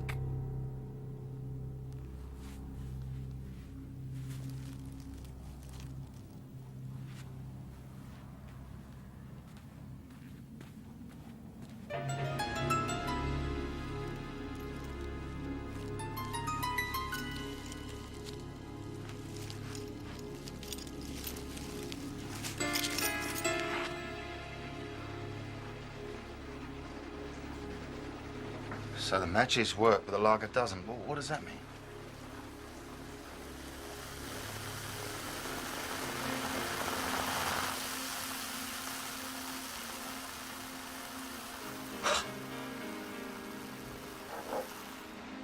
Apparently, it takes a moment for things to catch up. Oh, that's excellent.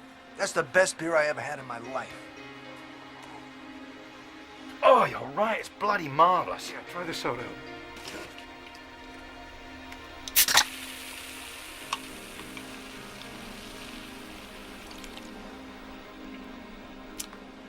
Gentlemen, the cola is very, very good today.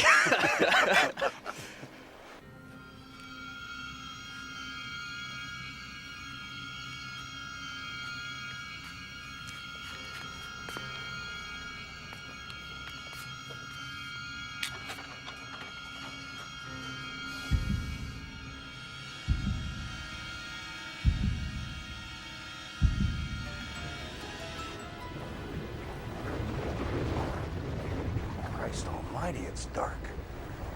He's supposed to be watching the nut. Oh, don't worry, he's still out. Damn, that sound is creepy. It's like a bunch of coked up termites in a balsa wood glider. I think we ought to check on Mr. Toomey. I'm worried about him. But if he's unconscious, there's nothing we can do about it. I don't think he is unconscious. I don't think he's even asleep. All right, let's go see.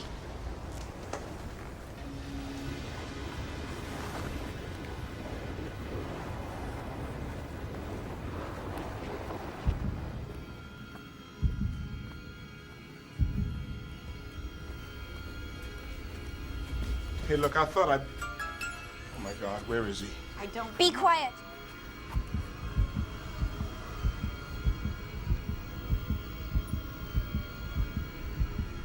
There. He's hiding over there, behind something. How do you know that, little miss? I don't hear a thing. I do. I hear his heart.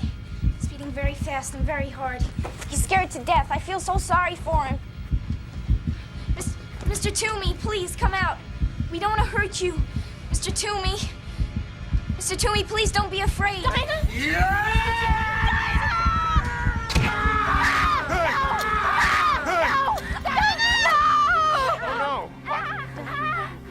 Easy now.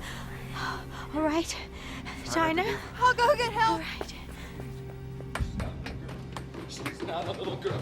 She's not a little girl. She's not a little girl. She's the head Langolier. She's calling the other Langoliers with her dead, blind eyes. Little brat. You're a bloody genius, Albert. You know that? You're a bloody genius. It wasn't much. I saw what was happening with Bethany's matches and thought... Come! You've got to come! Calm down. He stabbed her head. I think she's dying. Calm down. Who's dying? Dinah. The blade broke off in her chest. Mr. T.i.m.e. did it. Bloody hell. Albert, you come with me. Brian, get the engines warmed up and keep her here till I get Dinah aboard. Mr. Jenkins, bottom of the stairs, keep an eye out for Mr. T.i.m.e. Come on, Albert. You okay? You all right?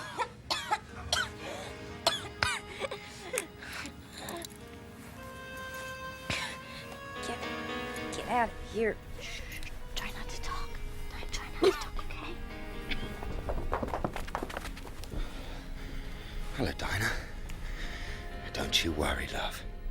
We're gonna have you right as rain in no time flat. Say hurt? Yeah. Hurts to breathe. It's making you want a coffee. Yeah. No, I don't know. Well, it's better if you don't. You get that ticklish feeling, you just try to ignore it, okay? Don't you talk anymore. Listen to me. She's got internal bleeding. We don't get this blade out of her right now, damn quick, she's gonna drown in her own blood. Mr. Warwick, run and get me 6 tablecloths from that grotty little pub around the corner. Make it fast. What are you doing? Looking for the right surgical instrument. Sight of blood bother you? I can handle it if I have to. Good. You're gonna be my nurse then. Okay. You're gonna be all right, Dinah. I'm gonna fix you up good as new, I promise. They're closer. Really, really have to hurry. I know, love. I know.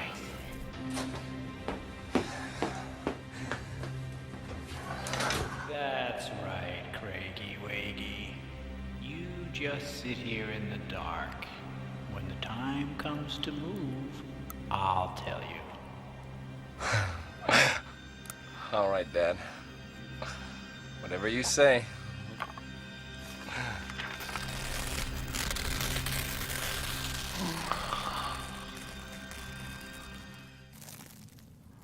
Right. We're gonna need a stretcher to take her aboard the plane. Albert, you and Mr. Gaffney are designated stretcher finders. Mr. Gaffney, I think if you look behind that counter, I think you'll find 2 very sharp knives.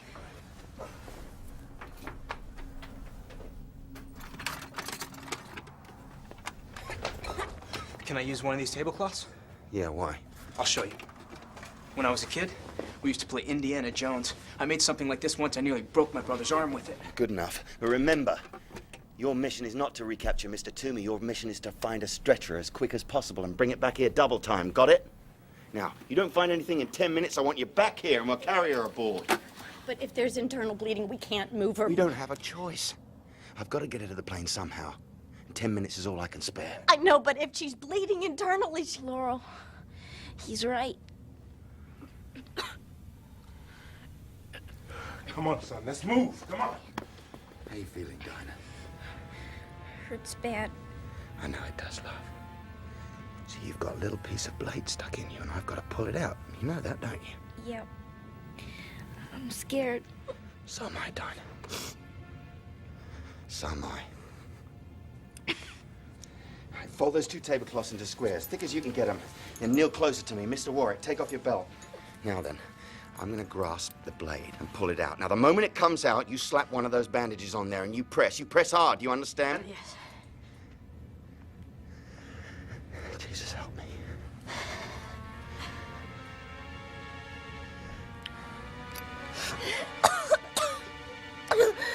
Don't you dare. Don't you go weak sister on me. Don't you dare. No, press hard. Press hard as you can. Do you understand me? Yes. Press hard.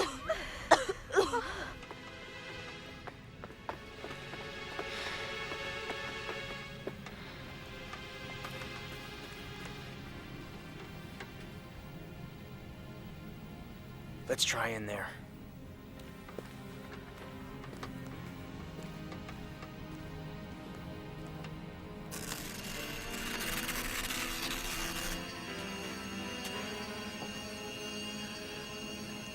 You think it's locked?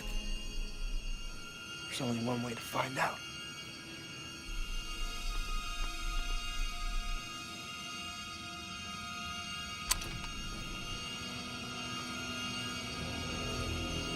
Hey, get out. Look, a stretcher.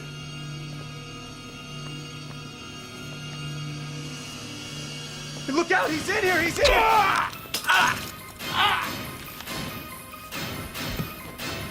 You're one of them too, aren't you? A Langolier. Screw you.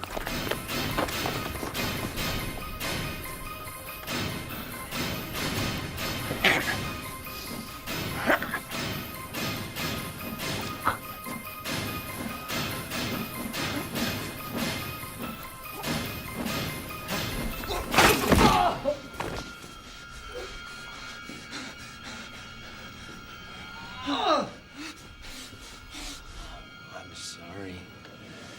I am really, really sorry that I have to do this. You could see things from my perspective, you'd understand. Damn!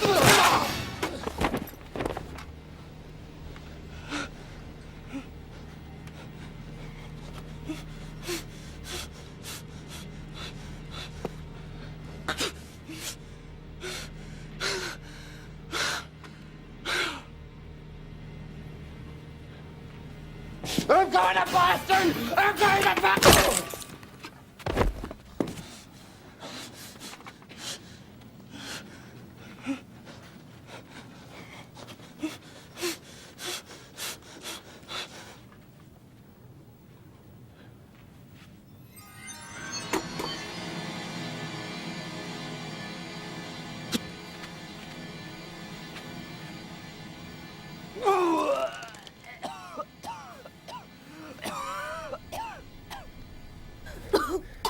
Lift her up. That's it, we got you. Belt! Did you hear that? Do you think Toomey got them? Belt now! Wrap it round. I want you to keep the pressure on because I'm going downstairs, all right? Please be careful. I will. It's what I do best. You did bloody well. Thank you, Laurel. Don't you kill him. Why not? That bastard stabbed you, love. All I know is we need him. You understand? We need him. Listen to what she says, Nick.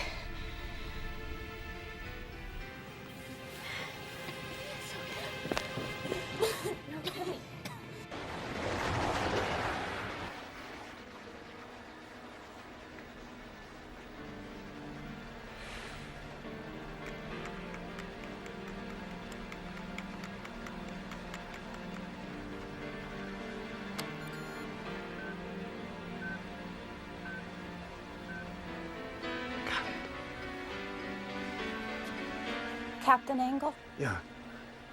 why aren't they back yet? I can't say.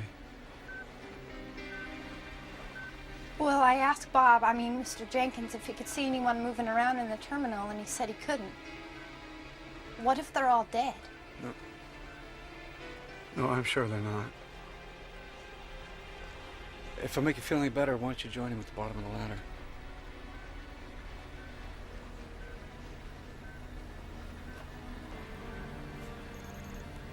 Are you scared?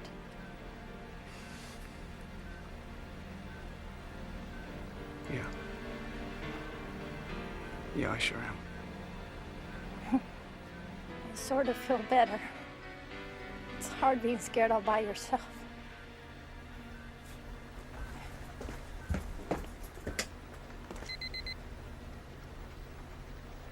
Thank you for flying American Pride.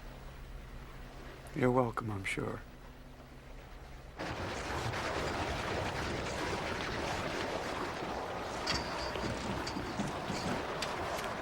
Any sign of them? Well, it depends on what you call a sign. I just heard something like shouting just before you came out of the plane. I hope Dinah's gonna be all right. But I don't know. I mean, he caught her really bad. Did you see the captain? He's up programming his instruments or something. I hope so. What is that noise? My dear, I hope we never have to find out.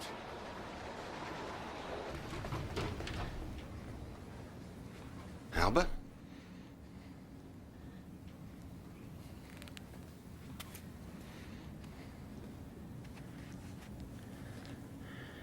You all right, Albert? Where's Mr. Gaffney, Albert? He's in the airport services office. Mr. Toomey was in there hiding behind the door, I guess. He killed Mr. Gaffney because he walked in first. If I'd have walked in first, he would have killed me instead. Then I killed Mr. Toomey. Because I had to. He came after me, do you see? He found another knife someplace and he came after me. Albert, can you pull yourself together, mate? I don't know. I never killed anybody before.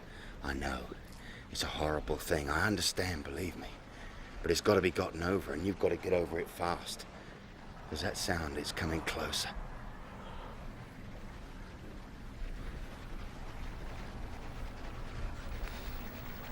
You did this with a toaster?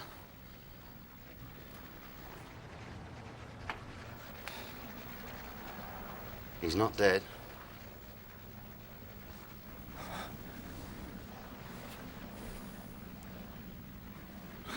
He's not. See for yourself. He's out cold, but he's still in the game. But let's see if we can find Mr. Gaffney and see if he got lucky.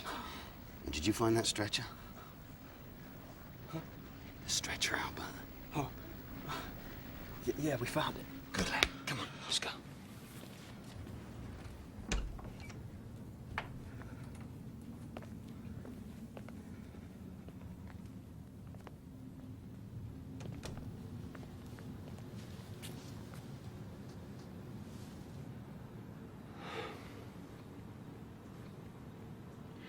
Keep it together, Albert. That's all you gotta do. You just keep it together. You'll be fine.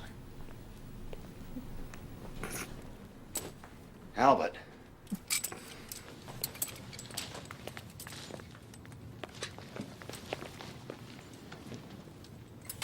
Take the stretcher upstairs. I'll be with you in a minute. What are you going to do? I'm gonna go back in the office and see if there's anything else I can use. I don't believe you. Nor do you have to, Albert. Just take the stretcher upstairs, and I shall be with you directly. And don't look back.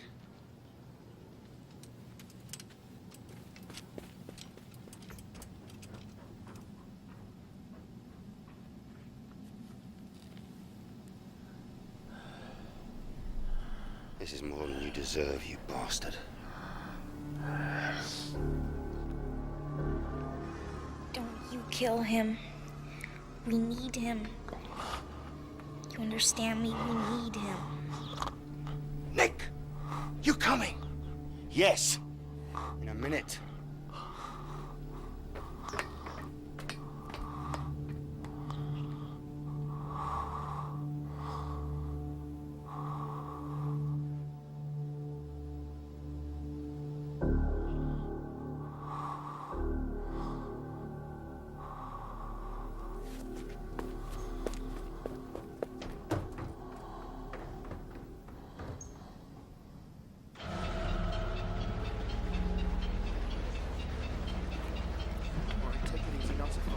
They're coming out.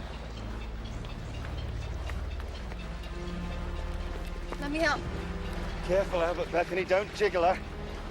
Help me carry her up the stairs. How bad is she? She's unconscious, but still alive. What happened to the others? Gaffney's dead.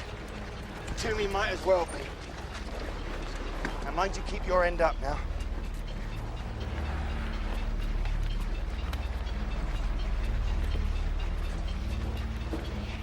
Careful now. Bring her over here. Careful. Okay, and set her down gently. Now strap her in. It's bad, isn't it? Bad enough. Will she live until we get back? How the hell do I know? I'm a soldier, not a bloody surgeon. I'm sorry. I'm sorry.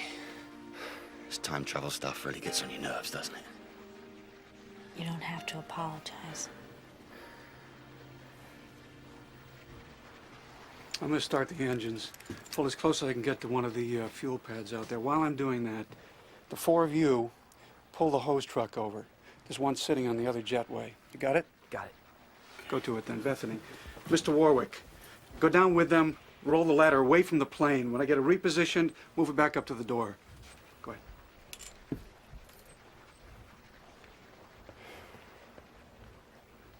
We'll get you home.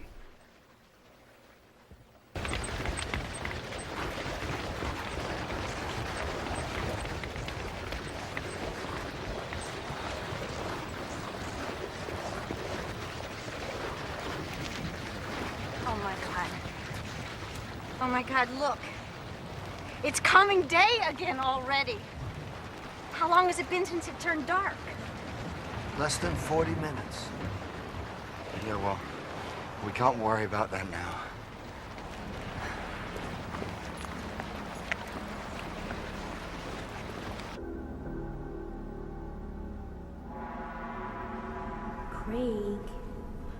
Craig to me.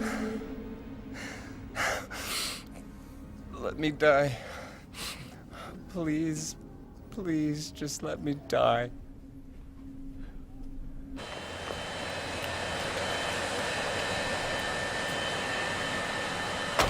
What's gonna happen to Mr. Toomey? I don't know. All I know is when the chips were down, I did what you and Dinah wanted. I left him lying there unconscious on the floor.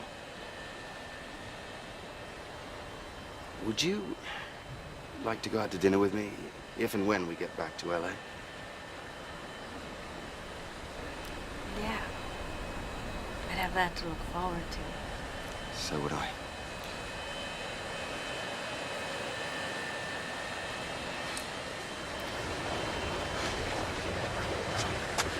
Maybe if we could see it, we could deal with it. I don't think so. All right, then. All together.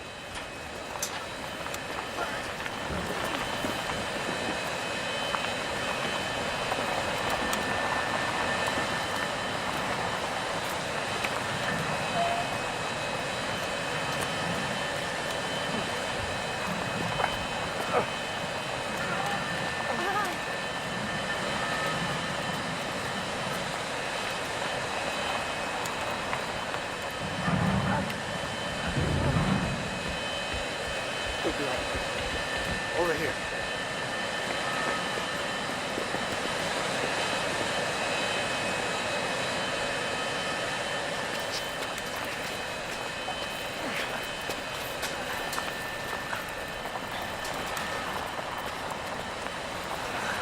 Keep going, keep going. Good, good. Hold it. There, Bethany, why don't you come in? All right, you see this over here? Can you open that lid? Nick, you take that head out of there, attach it there.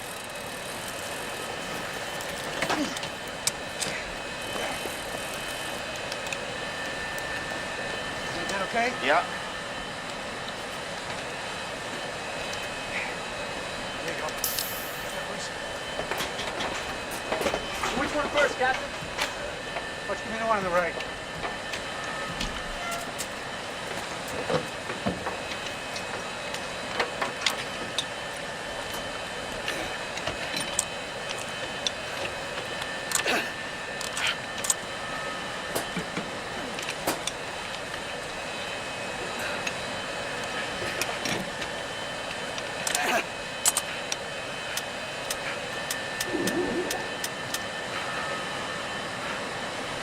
What now, Brian? I'm going to use the engines to suck the gas out of the fuel pad. How long is that going to take? I don't know. An hour? Maybe 2. You better hurry it up. I don't think we've got 2 hours. We may not even have 1.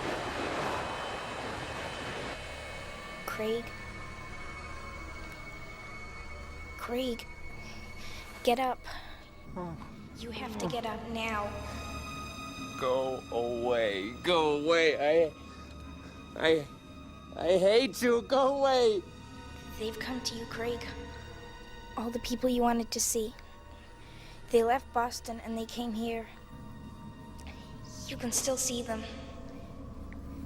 If you're man enough to get up, that is. Man enough? Man enough? Whoever the hell you are, you better be kidding.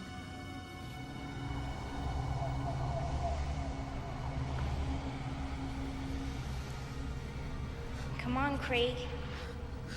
They won't wait forever. The Langoliers will see to that. You have to get up. You have to. Come on, Craig, get up.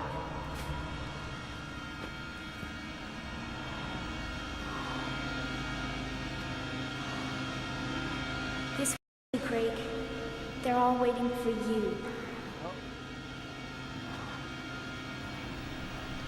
I'm sorry, Mr. Toomey. Despite what you did, I'm sorry. But we need you, so please hurry. Hurry.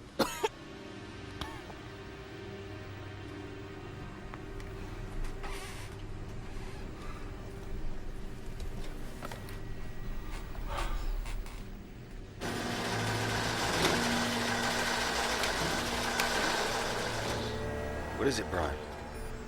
The engines are getting a taste of the new fuel and they don't like it.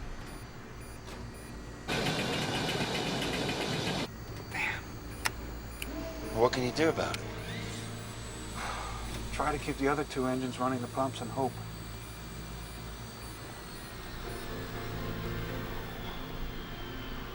No, I'm shutting down completely. We'll have to wait for the fuel to join our plane's time stream.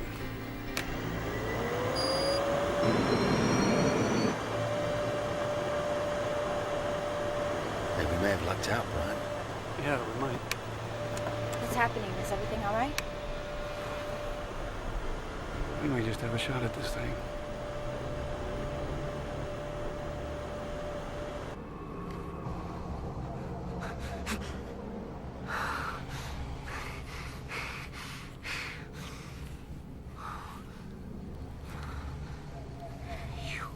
You brought them to me, didn't you? The chairman of the board, the company directors, all of them. Yes, but you have to hurry. Before they decide you're not coming and leave. This way, Craig. They're all waiting for you.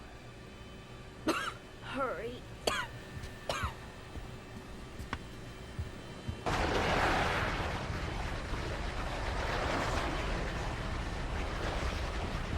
Dinah's talking in her sleep or something. I think she might be delirious.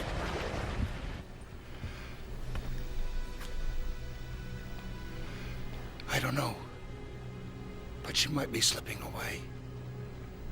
I think you have to hurry before they decide you're not coming. I think she might be dreaming about that Toomey guy. She said his name before.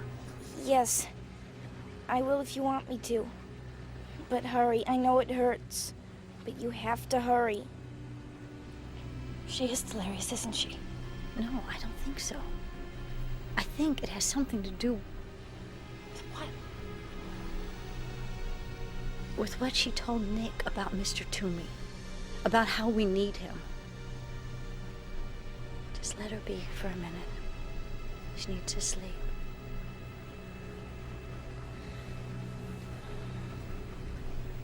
God, I hope we take off soon.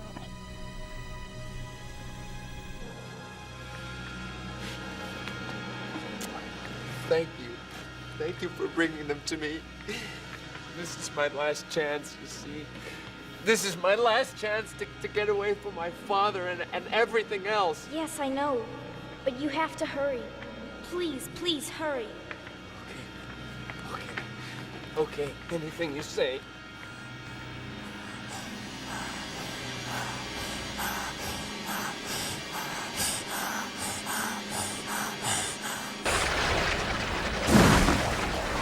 What was that?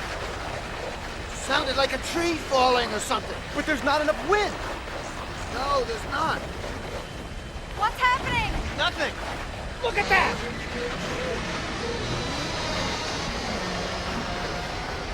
We gotta get out of here. We gotta get out of here now. Make it stop! Please make it stop!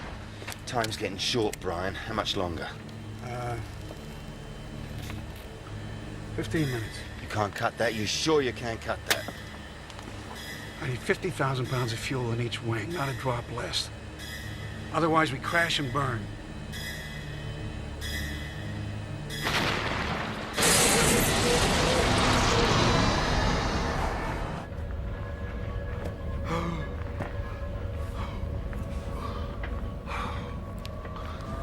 Hurry, Craig. Look at me.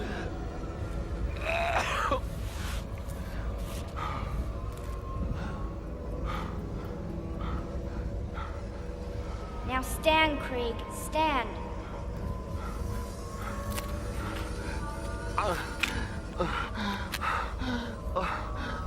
Look at me, Craig. They've come all the way from Boston just to meet you. Now hurry to them, Craig! Hurry! Hurry!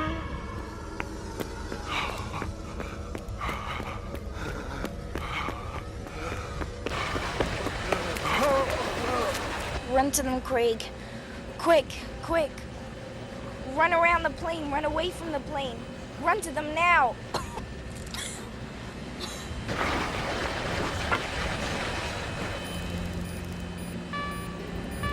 All right, we're uncoupling. We're getting the hell out of here.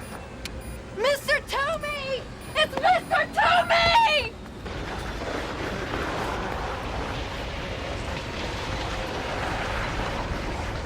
What's he doing? Never mind him right now. We're all out of time.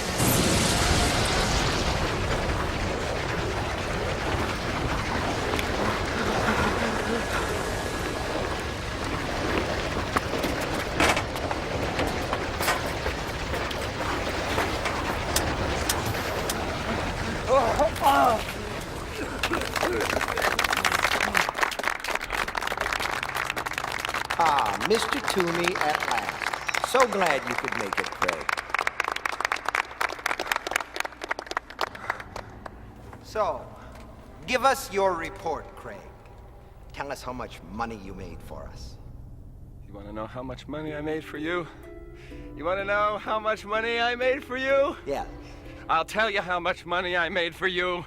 I didn't make any... No, Craig! Shut up! Shut up! Shut up! Tell them you lost the money, but it was a mistake, an accident. No! I didn't make any money for you. I didn't make any money for you. I lost money for you. I lost money for you. I lost $43 million. And I did it deliberately! I did it deliberately! I did it deliberately!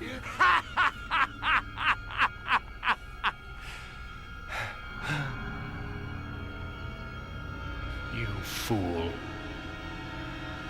You stupid fool. No. No. What's he doing?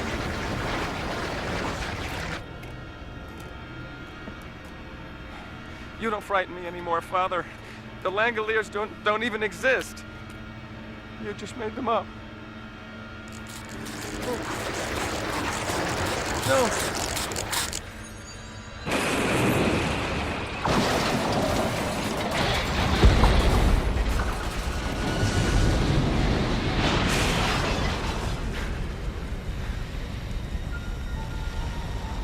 Where am I? Okay.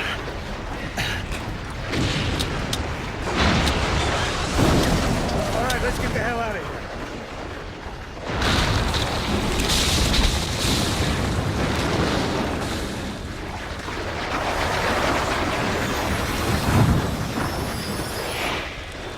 What the hell are those?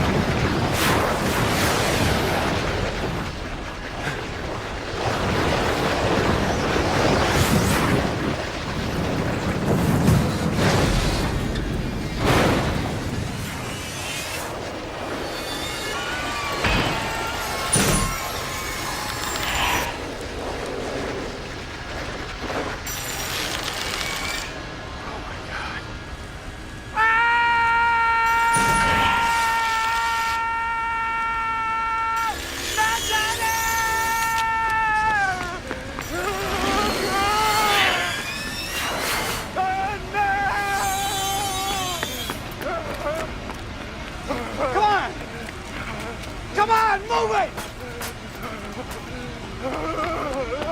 No! No! No! No! No! No! No!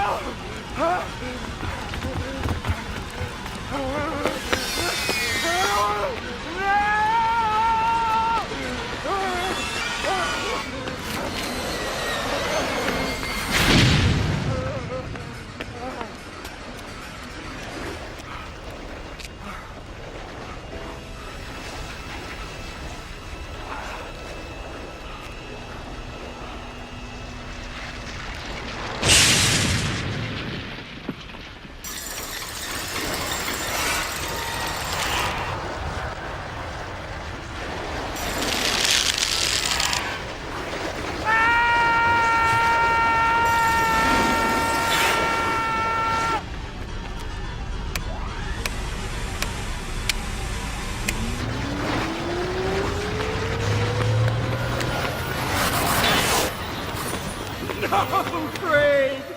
You may think you're running, but you're not.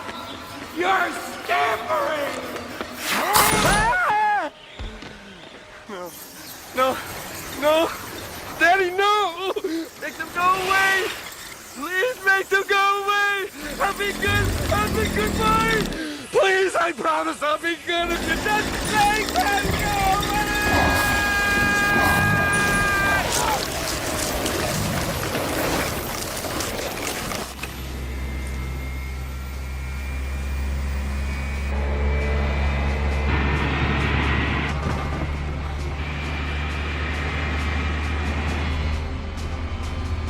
Belt in! Belt in!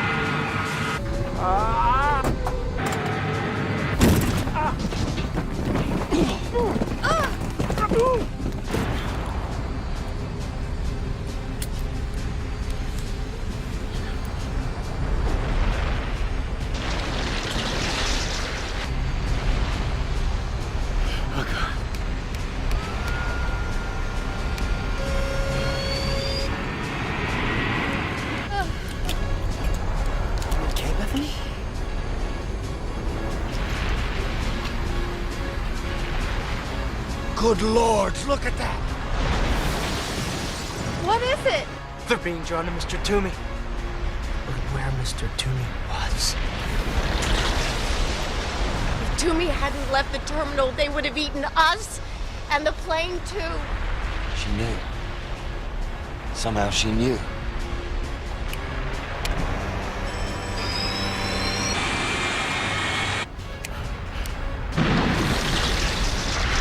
Now we know, don't we? What?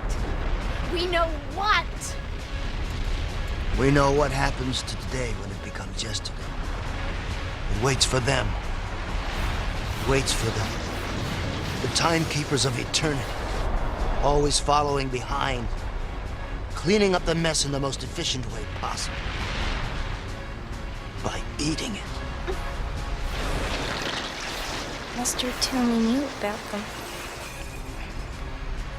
He said they were the Langoliers.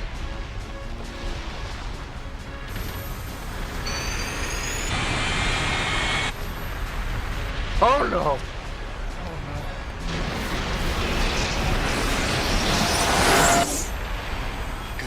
Come on.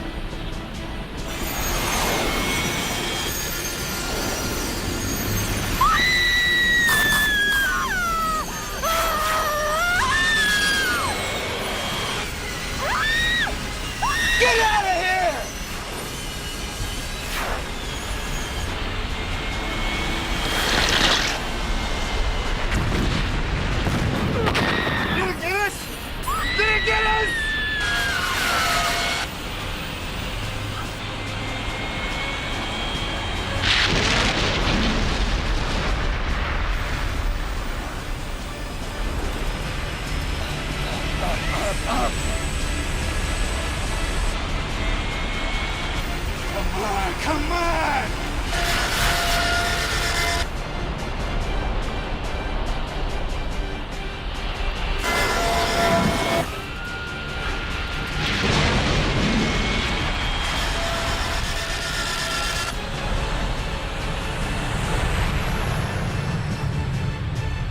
Did we make it?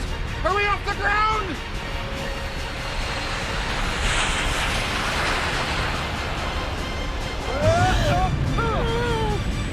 What happened? Are we crashing? Listen, Mr. Warwick, sit down, strap yourself in, and everything will be all right.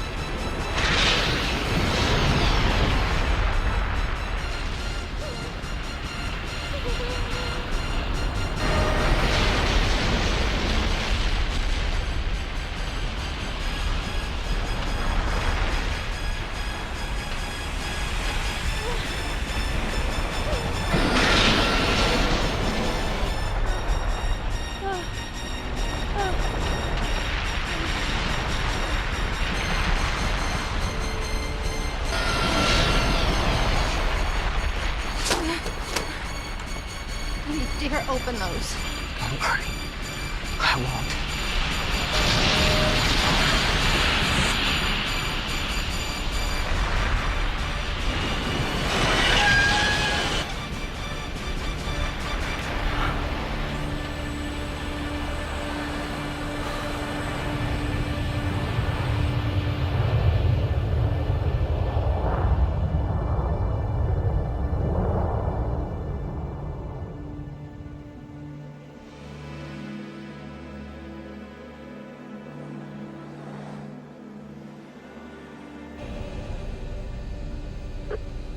We're up.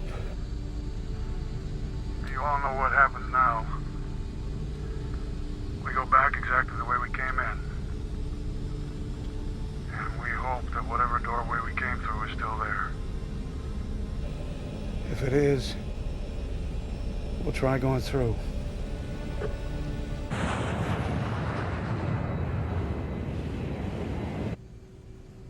I'm going forward. Do you want to come? No, I'll stay with her. Okay. We've still got a dinner date. You haven't forgotten, have you? No, I haven't. And I won't.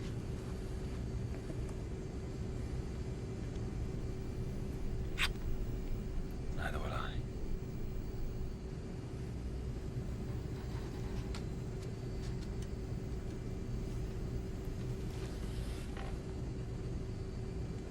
Hold on, Dinah. Please hold on. What happens if the fuel goes bad? You know the answer to that, Bethany.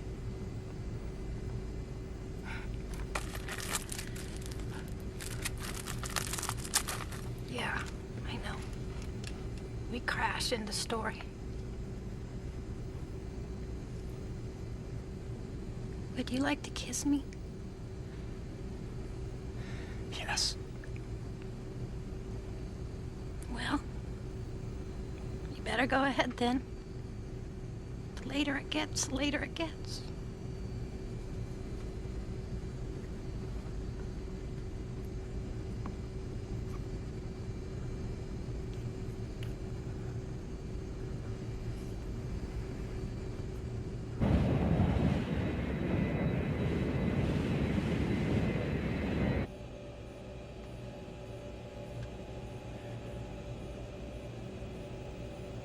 Time's going faster, isn't it? Yeah, it is. I think after a while, the days and nights will be passing as fast as a camera shutter can click. We were all going to Boston for different reasons. What about you, Nick? Fess up. The hour groweth late. Well, why not? What does a most secret classification mean when you've just seen a bunch of killer cannonballs rolling up the world?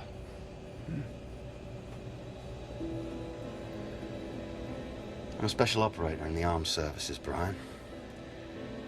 I do a number of odd jobs. Some fairly innocuous, some fabulously nasty. There's a man in Boston who's a politician of some note. This man, I'll call him Mr. O'Banion for sake of conversation. He's very rich, Brian, and an enthusiastic supporter of the Irish Republican Army. He's also an idealist of the most dangerous sort, one who's never had to view the carnage at first hand. You were supposed to kill him? Not unless I had to.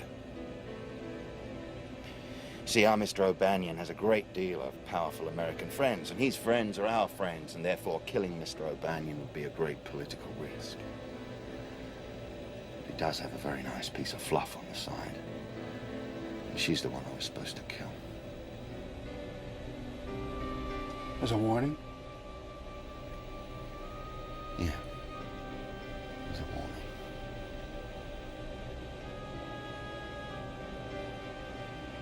Well, that's enough about me. What about you? What are you hiding you'd like to get off your chest? Me? No, I don't have anything to hide. Well, maybe there's one thing. My ex-wife died in a fire in Boston. That's why I was heading back. Our marriage ended badly. We were having a fight about children.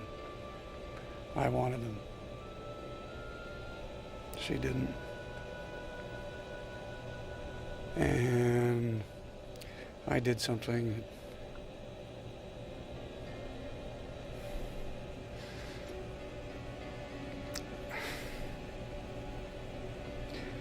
that I never thought I'd do. So,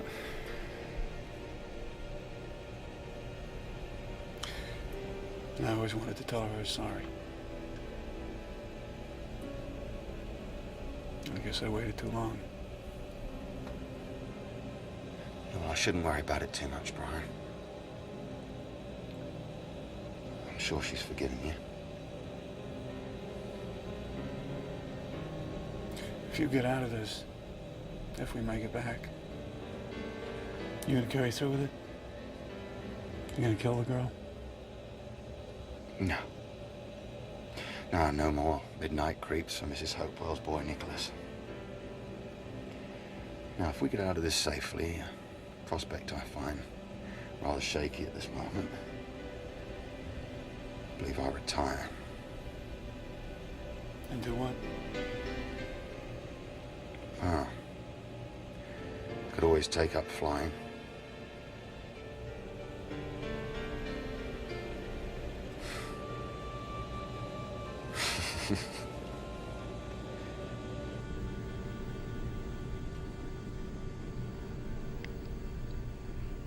Laurel.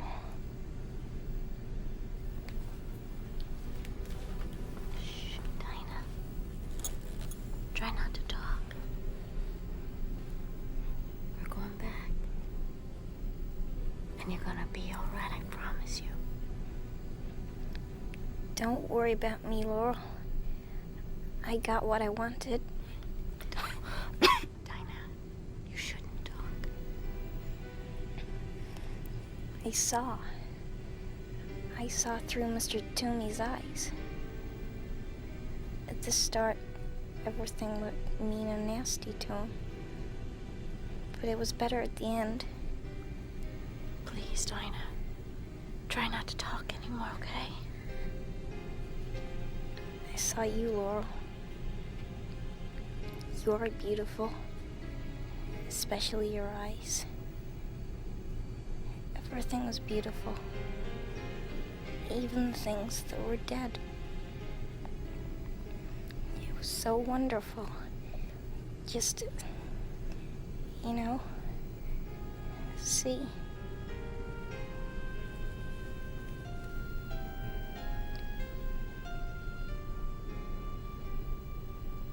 Dinah. Breathe, Dinah.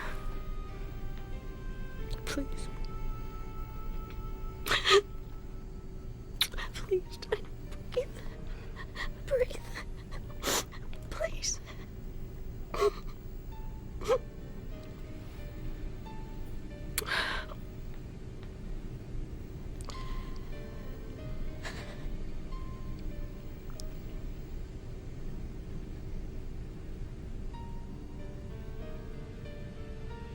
I saw through Mr. Toomey's eyes.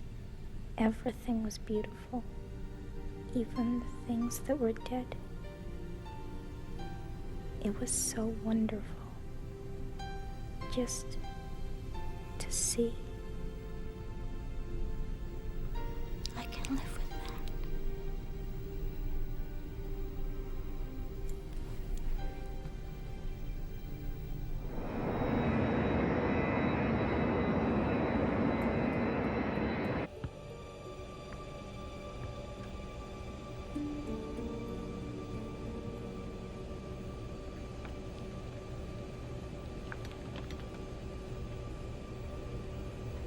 We just lost a little girl.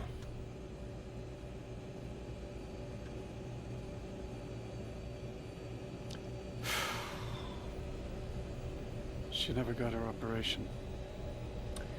No, she didn't. But Laura's okay? Yeah, more or less. You like Laura, don't you? Yeah. I got a few mates back home that might find it amusing that I've fallen for a nice girl, but I have. She got spirit, Brian. Well, you know I wish you both the best of luck. But I think we gotta concentrate on getting back. Right. We are just about here now. And that's right where the time rip should be. Now, you mind watching out for it while I fly? Sure. Just wish I knew what the hell I was looking for. Oh, I think you'll know it when you see it. If you see it.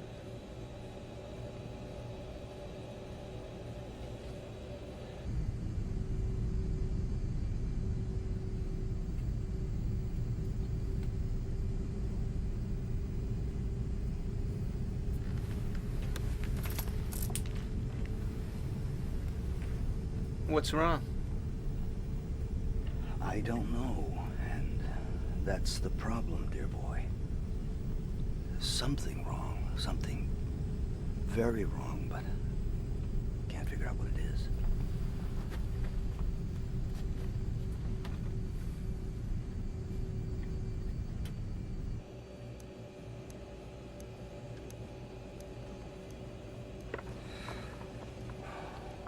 Brian? Yeah. I think I see something. God almighty.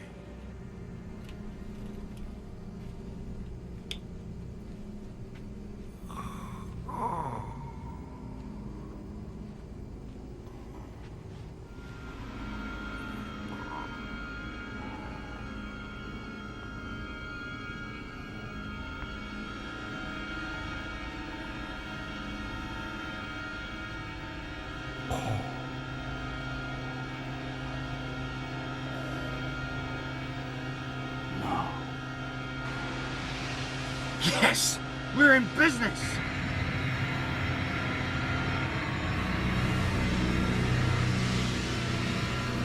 Ladies and gentlemen, we have found what we were looking for.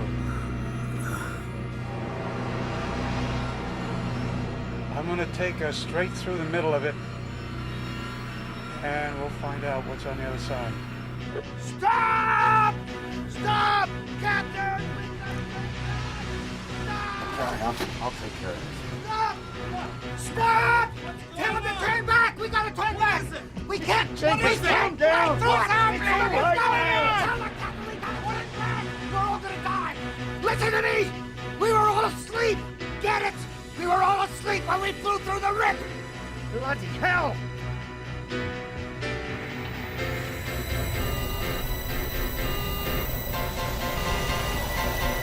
Turn back, Brian. You have to turn back now.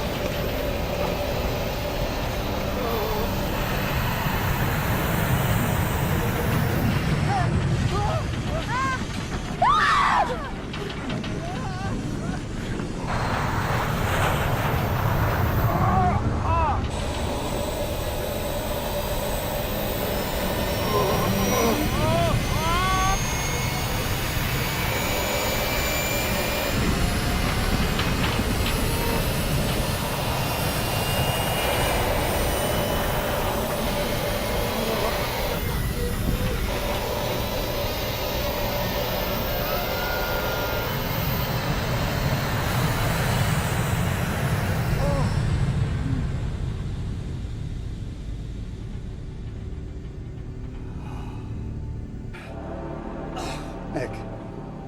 Yeah. Nick, are you all right? Yeah. I've seen better days. Broke my bloody arm. We missed it, didn't we?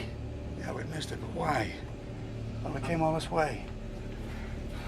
We missed it, didn't we? We missed Oh, it. that was close. Great. Is this the intercom? Yeah, well, what the hell is going on? Listen to me, everyone. We just managed to turn away in time. We're extremely lucky. And I've been extremely stupid. I'll explain. When we first flew through the time rip, everyone on board the plane that was awake disappeared. We're all awake now. Therefore, logic suggests that we tried to fly through the rip again awake. We too disappeared. That's all. That is all? That's bloody all? Well, what are we supposed to do about it? We have to go to sleep? How do we do that?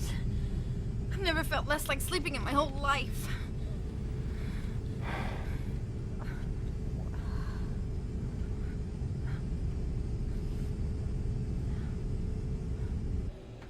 I don't know what we do now.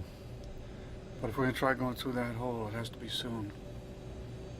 The fuel we've got to carry us for an hour, no more. Well, surely there's other airfields. There are, but not big enough to handle an airplane of this size. No, it has to be LAX. And I'll need at least 35 minutes to get there, and that gives us 20 minutes at most to figure this thing out and get through the hole.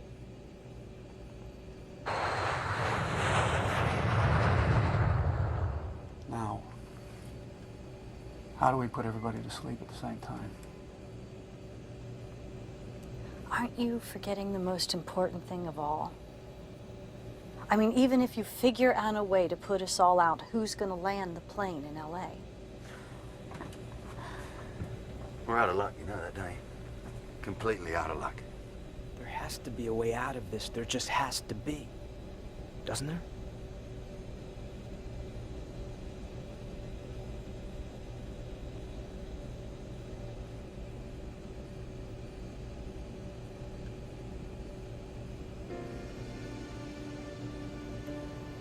There is a way out. Damn it, there is. What is it, Brian? I can see you're onto something. Pressure, that's what I'm onto, pressure. Of course. Pressure. Would you two mind telling me what you're talking about? I'm talking about dropping the air pressure in here to 7 psi, half sea level. Do that and boom, we're out like lights. Only how do we answer Laurel's question? How do I wake up after we've come through and land the plane?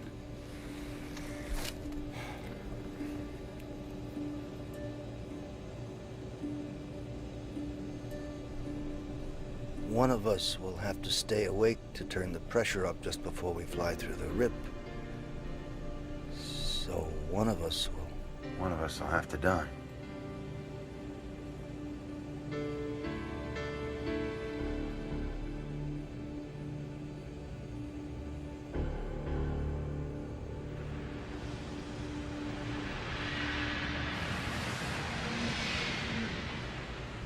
Who's gonna do it? You all draw straws or what? Only for that. I'll do it. No. Why should you do it? Why shouldn't we draw straws? Why not Bob or Albert or me? Come with me. Nick, there's not much time left. I know. Start the things you have to do. Come on.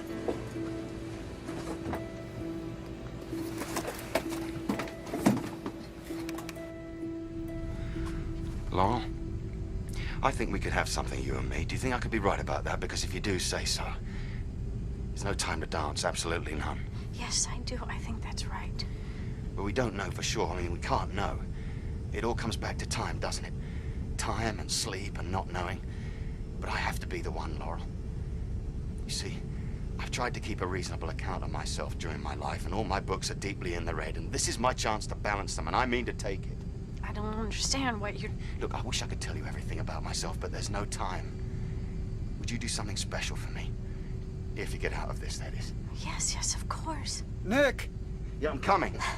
Listen to me, listen very carefully. I was going to quit it. My mind was made up. Quit what? Doesn't matter. What matters is that you believe me, do you? I don't know what you're talking about, but I believe you mean it. Nick, we're heading towards a rip! Yeah, I'm coming just now, damn it! Listen, my dear old dad lives in the village of Fluting. It's about 20 miles south of London. You ask for him in any shop along the high street, Mr. Hopewell. Some of the older ones still call him the gaffer. You go to him and tell him I was going to quit it. You'll need to be persistent. He tends to turn away and cuss loudly when he hears my name. Can you be persistent? Yes. Good. And you repeat what I told you, and you tell him you believe me. Tell him that I tried my best to atone for what happened outside the church in Belfast. In Belfast? Right. And if you can't get him to listen, you tell him that he must listen because of the daisies. Because of the time I bought the daisies. Because when you brought him daisies. No, not to him. But it'll do. Can you remember that as well? Yes. But... It's okay. Thank you so much, Laurel. Nick!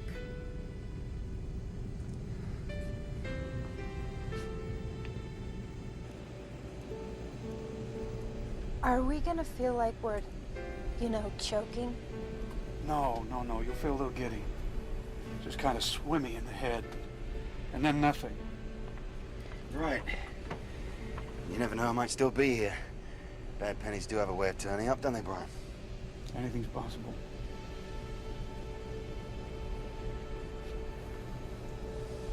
You folks all sit down. Nick, up here beside me. I'll show you what to do and when to do it. 1 second, please.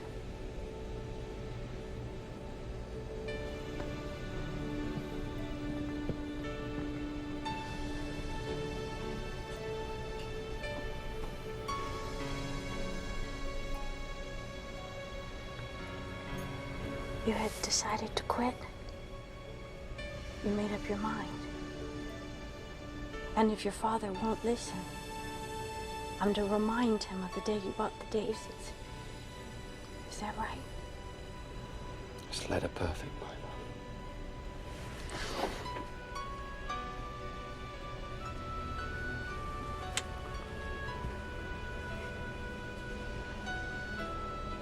That's the one to go on, sure enough.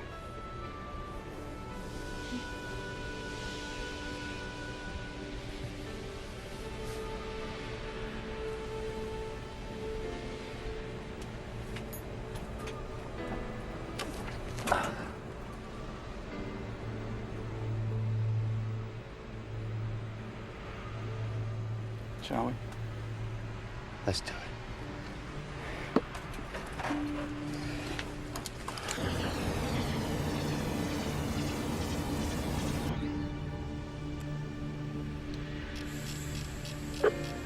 I am starting to decrease pressure.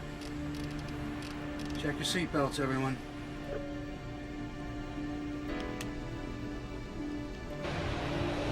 I think you better put your belt on.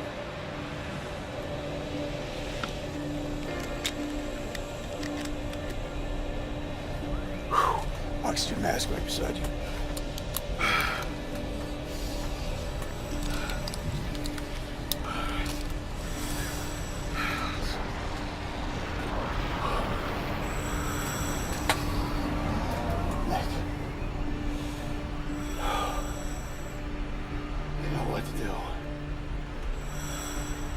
I know. No fear. Off to sleep. Sweet dreams and all that.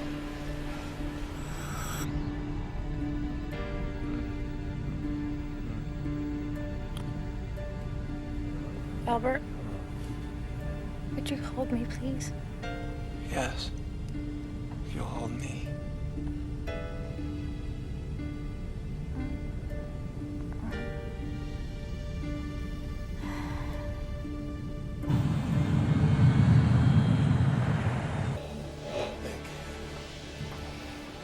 I just...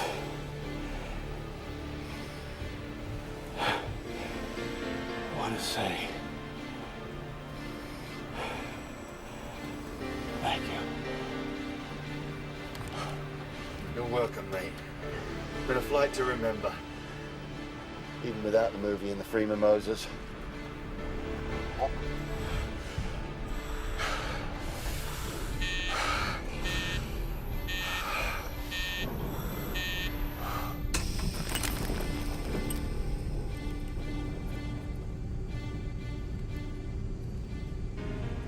Remember about Belfast? Behind the church.